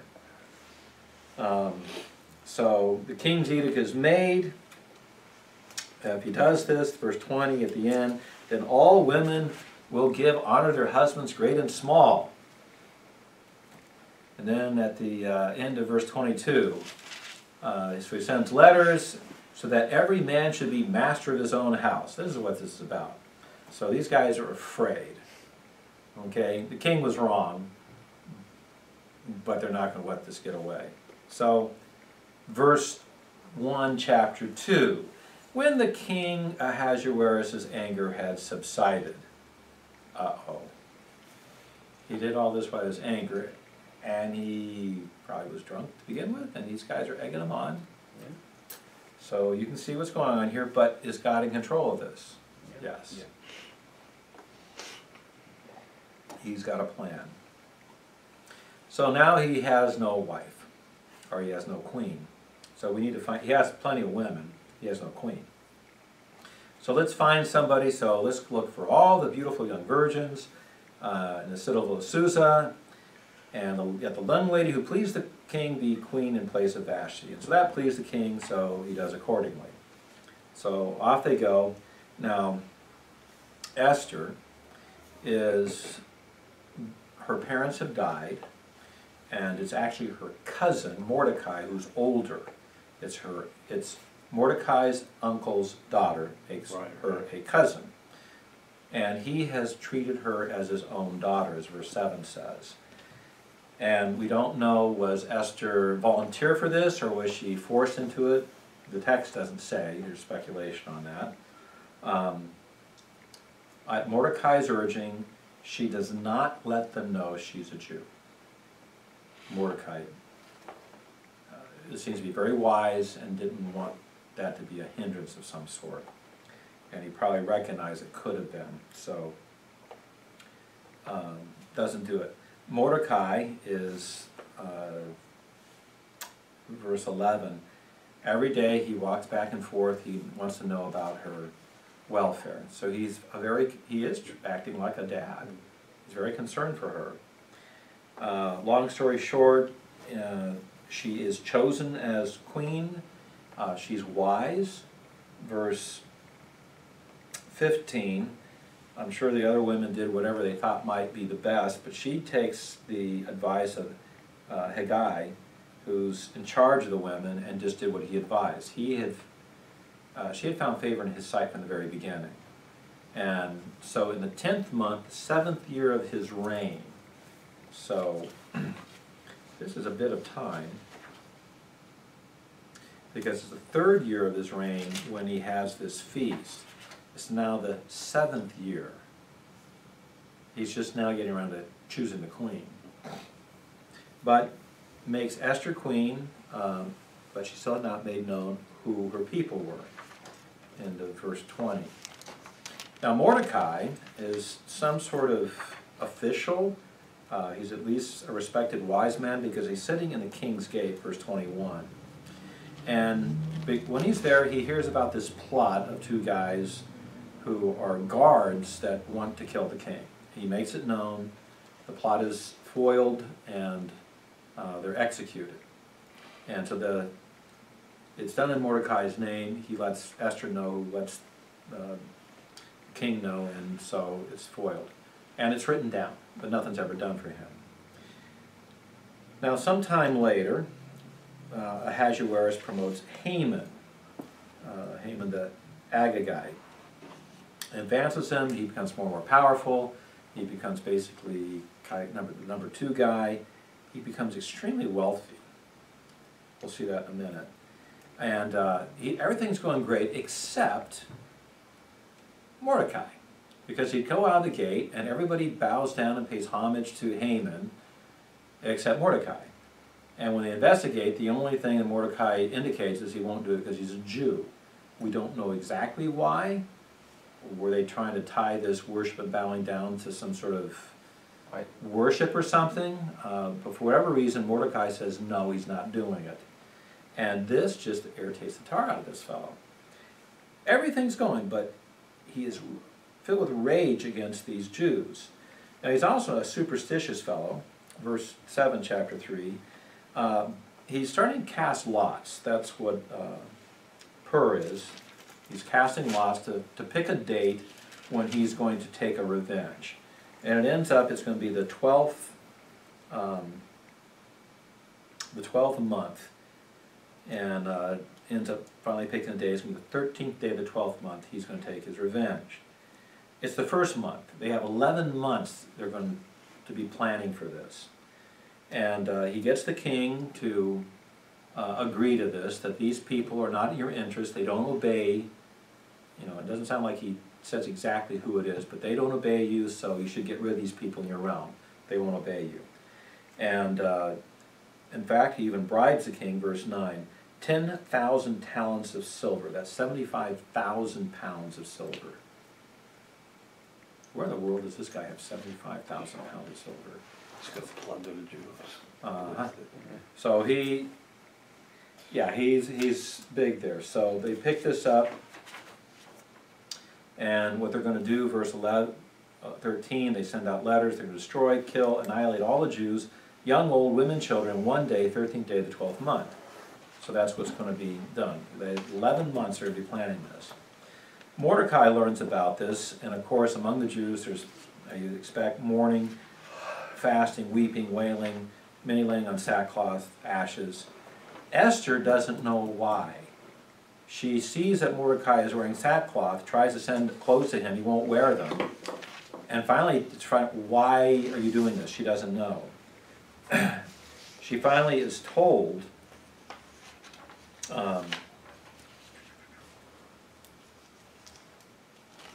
verse 8 is when she gets the text and finally finds out. She didn't know this was going out. Now she has a problem because obviously she would try and intervene, but she can only see the king when she's requested. If you go into the king's court without being requested, unless the king holds his scepter out to you, you're dead. And she has not been in for 30 days. Now she's been queen at this point for about 4 years.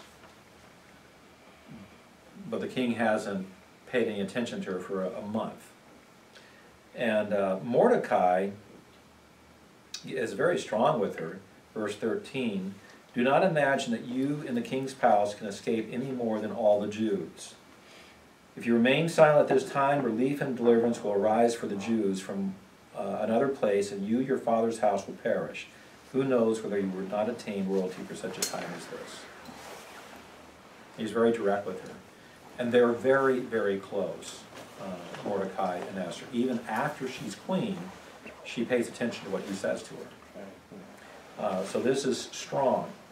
So she replies and assemble everybody, fast, pray for me for 3 days and nights, and then I will go to the king, and she says, if I perish, I perish. She's going to leave it there. I'm going to leave that. Interesting, God's name is never mentioned once in this book. But the hand of God is everywhere. He has quite a sense of irony too in this book. First when he humbles Haman. It's just, and then this is the character of God. But remember, this is demonstrating, this is what it's like for them who did not go back. There's a problem out there. They have a belief, but they don't seem to be very open in declaring it. Don't let the king know you're Jew. They're hiding it. So that means all the dietary laws, they're not. No. And they're not. Who knows? There's something there. If she's a Jew, and you're in the king's house, what are you eating? Whatever they're putting in front of you, so probably they're not following the dietary laws. They're not following the things they should be doing. They're certainly not going to be celebrating Passover. There's a problem. They're farther and farther away from what Moses has said, and yet there's this knowledge they still have, but they're going to believe that God's going to somehow protect them and keep them. That's Mordecai. So Esther is, now they're fasting here. Don't eat or fast for me. Now notice it doesn't say to fast and pray, it's just we're going to fast. Yeah. Even her maidens are going to fast. So interesting what Haggai and Zechariah had about fasting. Why are you fasting? So you can see there's some themes coming along here that there's a problem. Somewhere along the line they still don't get it. So these are Jews apart from an understanding of the Mosaic law, yet they're still holding that God somehow is involved in this. Even though they're not mentioning him. God's sovereign hand is all over this book, which is why it was put in the canon. So, Esther's feast, she holds 2 feasts. The first one, it's risky. She goes in, he holds a scepter, what do you want? Up to half my kingdom, and it's like, come have lunch with me, and bring Haman. Okay, so now I'm here. Anything you want, up to half my kingdom, what do you want? I want you to come tomorrow for another feast. And then I'll tell you. Sly. It's building up that there's something deep in her. And it's also, it's a setup for Haman. Haman goes home and he is boasting like crazy about how wonderful he is and all the things the king has done for him. And then he lets it slip, except every time I go out and see Mordecai and that. So his wife says, well, build a gallows, 50 cubits high, that's 75-foot high. Why do you need a gallows 75 feet high? That's way up there. You know, you only have to get that much off the ground to kill you. So 75 feet high. And, you know, then go to the king in the morning and tell him and get him to say, you know, you can kill Mordecai. So that's his plan. Meanwhile, the king can't sleep. So, you know, I guess if I had insomnia, what better thing to do than read the public records? Maybe that'll bore me to death and I'll go to sleep. So he's reading the public records, and then it recounts about what Mordecai did. And I'm like, did we ever do anything to him? They would have stepped up the next day. So Haman comes in ready to tell the king, you got to let me kill Mordecai. And the king is sly here. He's like, what should be done for the man the king wants to please? And of course, Haman's like, it's got to be me. So here's what I would like. Man, how bad is, well, you do this for Mordecai. Whoa. Leading him in the horse, saying, such shall be done for the man the king longs on. Ouch! So he goes back home, and he is beside himself. Verse 13, chapter 6. Crowned his wife Zeresh, his wife, all his friends, everything that happened to him. Then the wise men and Zeresh, his wife, said to him, if Mordecai, before whom you have begun to fall, is of Jewish origin, you will not overcome him, but will surely fall before him. There's something they understand here. Yeah. We're not being told in the text, but there is something they understand.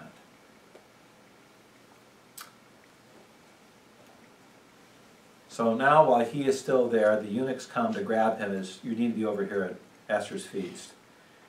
So again, the king said, what do you want? Up to half my kingdom. And her reply here is so gracious, like, if I found your favor in your sight, O king, if please the king, let my life be given for me as petition, my people as my request. That's it. And it says, we're just going to make slaves, I wouldn't even bother you, wouldn't be worth troubling you as the king. But it's a petition for our lives. So they didn't know till now, they're just wondering if Mordecai's Jewish. No, they knew Mordecai was Jewish. They knew he was Jewish? Yeah, he said. He's Jewish. Well, no, it says if Mordecai, before you have become to fall, is of the Jewish origin. Well, they would have known. They would have known, okay. okay. You're going against the Jews. There's a long history here. There's something they understand about the Jews. So they recognize this. Well, now it's going to be the king is getting upset now. Well, who would take the life of my queen and attack her people? Who are you people? And it's like a foe and an enemy, this wicked Haman. Now he's terrified because the king's already upset.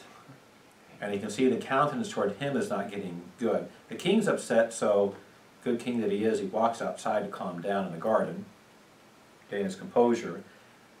Haman is desperate. Esther's on the couch. He's falling on the couch, going to beg for his life. But the king walks in, makes a snap judgment. You would even attack the queen while I'm here. Yeah. They put a bag over his face. That's it. Nothing. He's done for. And they hang him on the gallows he had met from Mordecai. And Mordecai ends up, he replaces Haman in that position. Haman's household is given to Esther. Mordecai becomes for the king, and he ends up with the signet ring that Haman had had.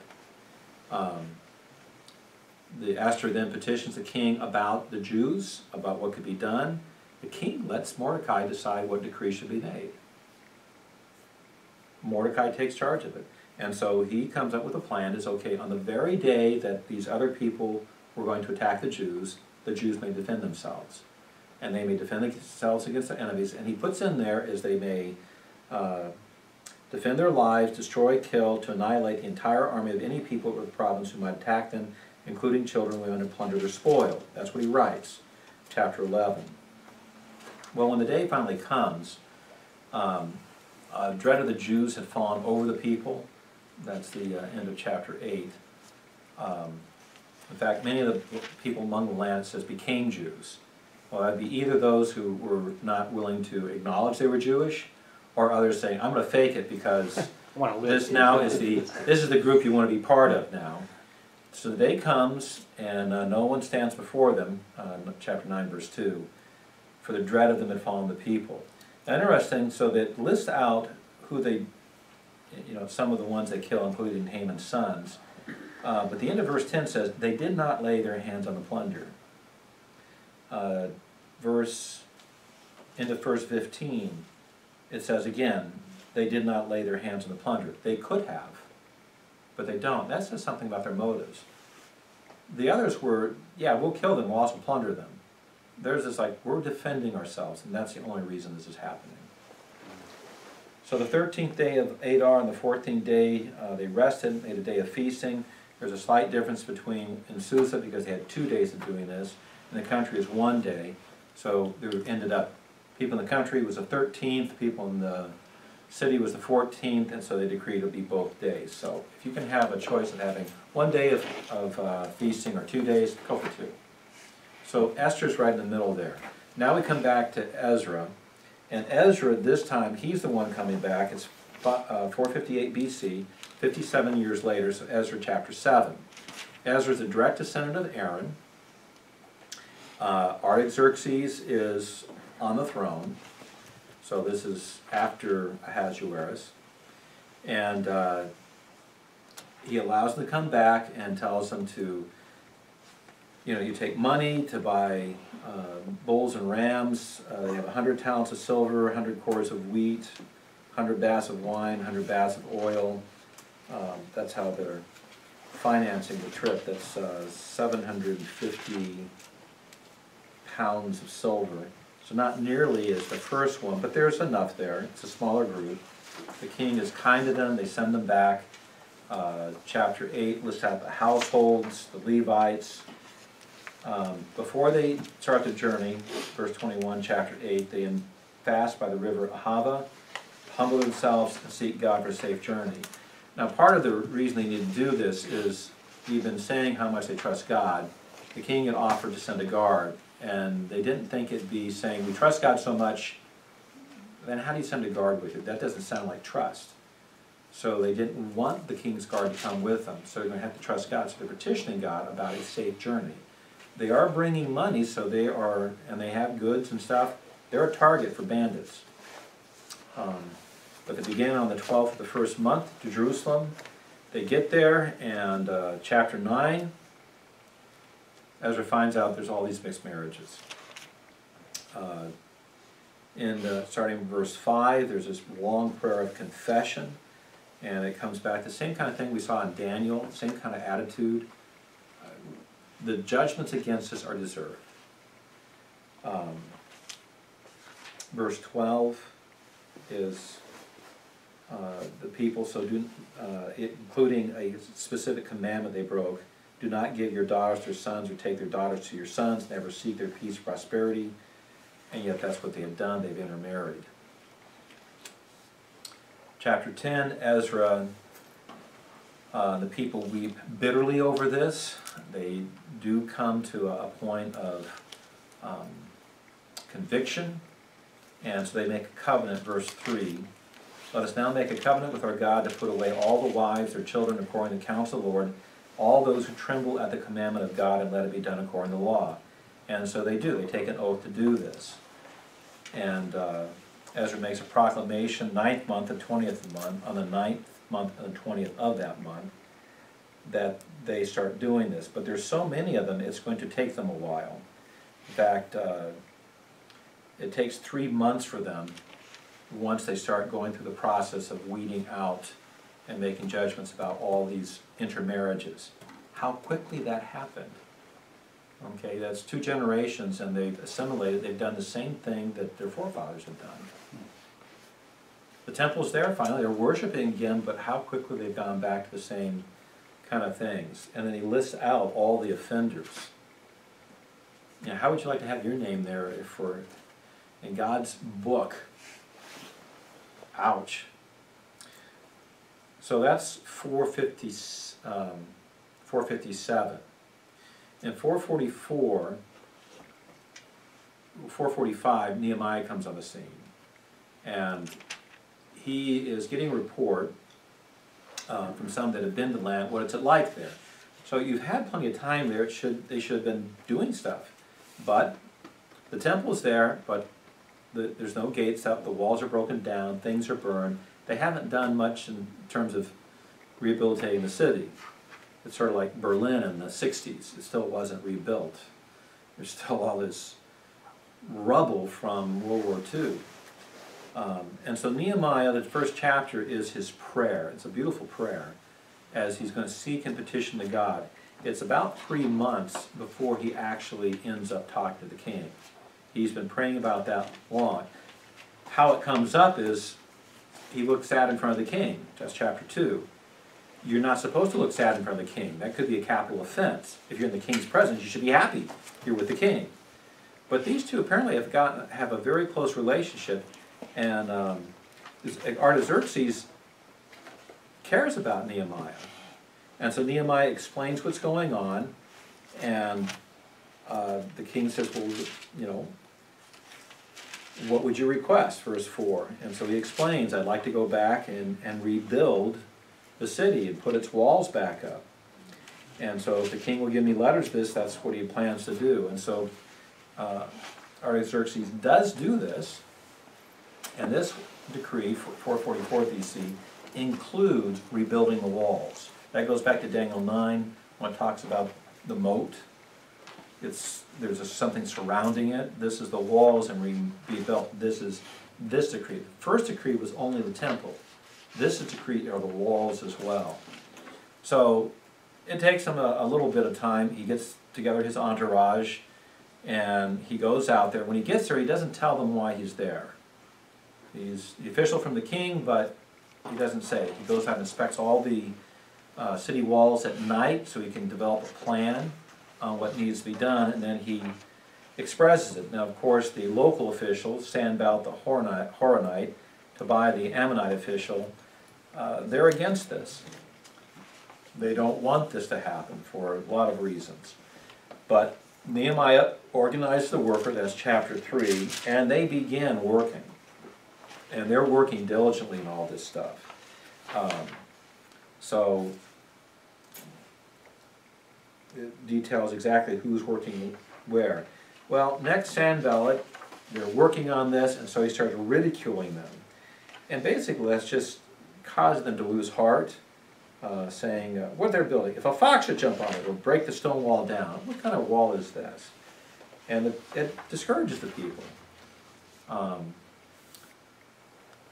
Nehemiah is quick to pray. You see that all the way through it. Yeah. And it's just quick, Lord, do this, Lord, do that. Don't, hold this against them. Remember me and what I've been doing. Well, the ridicule didn't work, so they threatened attack, chapter 4, verses 7 through 9. Then they tried to discourage, verses 10 through 23. For one thing, it's a lot of hard work. You get discouraged, you get tired. If you've not been doing that kind of heavy labor and you start doing it, you're sore. And the enemies are seeking to kill them, and it's discouraging. So he has to put watchmen around. They end up having to carry their swords and trumpeters, so if they get attacked. It's discouragement because they never do attack. But it's harder to work. You only have half the force, because half the force is standing watch. Exhortation, chapter 5. There's an internal problem going on. The people who've become poor are borrowing money to pay taxes. They're borrowing money to eat, and so they lose their land, they lose the means of livelihood to the wealthy. And they're charging usury on top of it, high interest rates. When Nehemiah finds out about this, he admonishes them strongly, rebukes them for the practice, and they heed him. And they stop the practice, they give back the lands, and so that exhortation removes this discouragement they had about they're busy doing this, but they have no means of livelihood. Nehemiah's own example is extremely unselfish, chapter 5, verses 14 through 19. He's feeding 120, and he's not taking anything from the people there. He's only by his own means of what King Xerxes has provided to him. He's not taxing the people, which is normally what you would do. Then there's a compromise. They try and oppose them. Chapter 6, verse 1. Let's come meet together, we'll work something out. And Nehemiah says, no, I'm not going. I got important things to do, I'm not going out there. They start slandering, we'll report it to the king. And he basically calls them out on that. Verse 8, such things you're saying have not been done, you're inventing them in your own mind. Fake news. Yeah. For all of them, they were trying to frighten us, they will and discourage. Again, his prayer. Oh, now God strengthen my hands. Nehemiah is a man of great prayer. There is treachery. There's even one who's in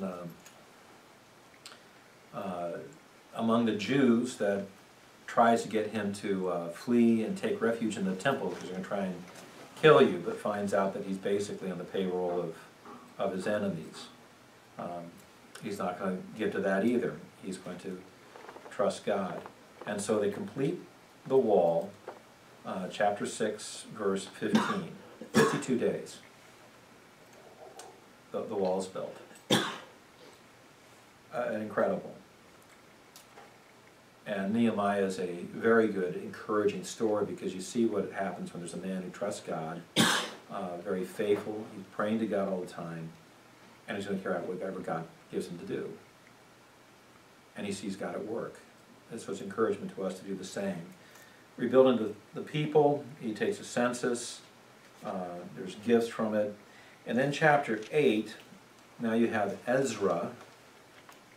He's there. Nehemiah's there. Ezra's been around. We're not sure if Ezra left for a while and then comes back. But he's now there. Nehemiah's there. And they read the law. That's chapter 8. And it's interesting how they do read the law. They read the law, but they have to translate it. Because most people don't know Hebrew. They know Aramaic. So they translate it to give the sense. And they start teaching the people. The people, when they start reading it, they stand up. Which is why we stand up when the scriptures do it. It's out of respect for the Word of God. And they respond to the law at the end of chapter 8. To do this, as they're reading through the law, they read this whole section about the Feast of Booths. Well, we're supposed to do this. So they go out and they do it. So here's a group that's paying attention. So this is, again, it's 52 days, so this is still about 444, 443 BC. Chapter 9, they confess their sins. And it matches very well the prayer of Daniel. It's very extensive because he goes through all their sinful history from coming out of Egypt through the period of the judges, the period of the kings, and God was righteous in his condemnation of them. They put a covenant together and list out who signs it in chapter 10, and their obligations. That includes things like keeping the Sabbath year for their crops, not buying things on the Sabbath. That's all part of their covenant. Then they're obedient to resettle the people. Jerusalem doesn't have many people in it, so they take and try and get more people. Some volunteer, and others are going to take basically the lottery. And if you lose the lottery, you get sent to Jerusalem. Because they like living out on the land, on the farming, instead of going into a burned out, rubble-filled city. But you're not going to change the city until you get people in there who are going to start cleaning it up. So they pick out who's going to be there. That's chapter 11. They register the priests and Levites. The wall is dedicated, chapter 12. They start living by the covenant, chapter 13. They remove the heathen around them when they read in the law that the Ammonite and Moabite are not supposed to be in the assembly, so they kick them out. The tithes is restored in chapter 13, so there is support of the Levites and the worship. The Sabbath is restored, chapter 13.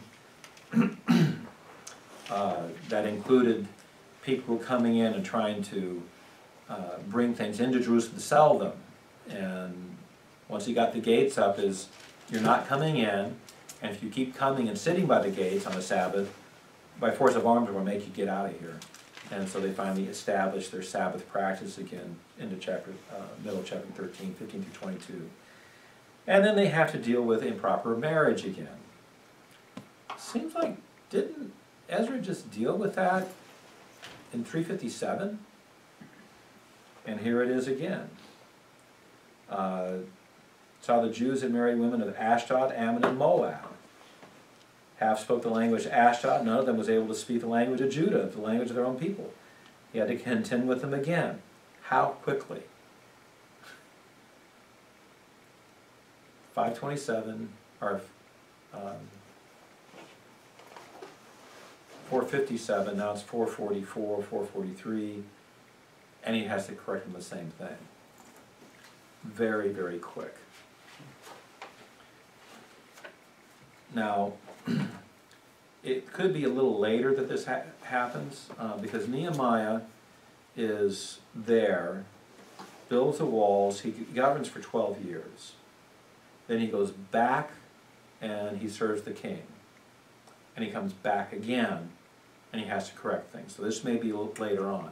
It's the second time back that we think is where Malachi fits in, the 432, 425 BC, because he seems to have the same concerns as Nehemiah has when he comes back this second time. So this remarriage thing may be a little later than that. It could be more matching Malachi.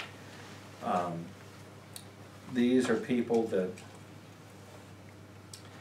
Malachi's structure is interesting. It's more of a question-answer. Here's the question. Here's the answer. And he deals with their willful sin of how they're treating and some of the things they're saying. The theme is true worship of the Lord, and entreaties to turn from sin that God may bless. Yeah, we're going late today.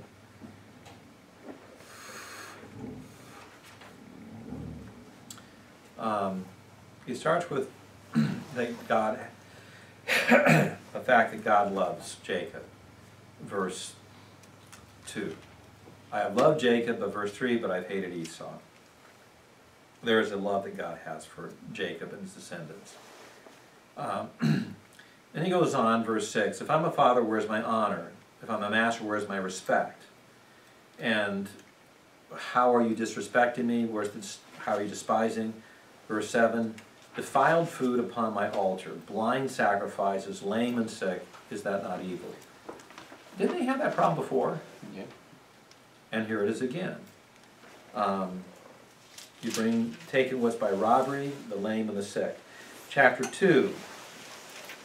If you do not listen, if you do not take it to heart to give honor my name, I will send the curse upon you, and I will curse the bless instead of blessing. Same warning he gave all the way back in the time of Moses. The lips of the priest should preserve knowledge, but you've turned aside from the way and have caused many to stumble. The priests weren't teaching right. Didn't we see that in Isaiah and Jeremiah and some of the others where those who are supposed to be leading the people are not leading them, or leading them astray? Seems like there's pretty good parallels now, a whole lot of churches where the leadership lead the people away from God rather than to God. So there's a message against them. They had idolatry. Verse 11, Judah has profaned the sanctuary of the Lord, which he loves, and has married the daughter of a foreign god. So you have that coming in as well. Then there's the divorce problem. Verse 14, for what reason the Lord has been a witness between you, the wife of your youth, against whom you have dealt treacherously, though she's your companion, your wife, by covenant. What have they done? Verse 16, I hate divorce. They're divorcing their wives.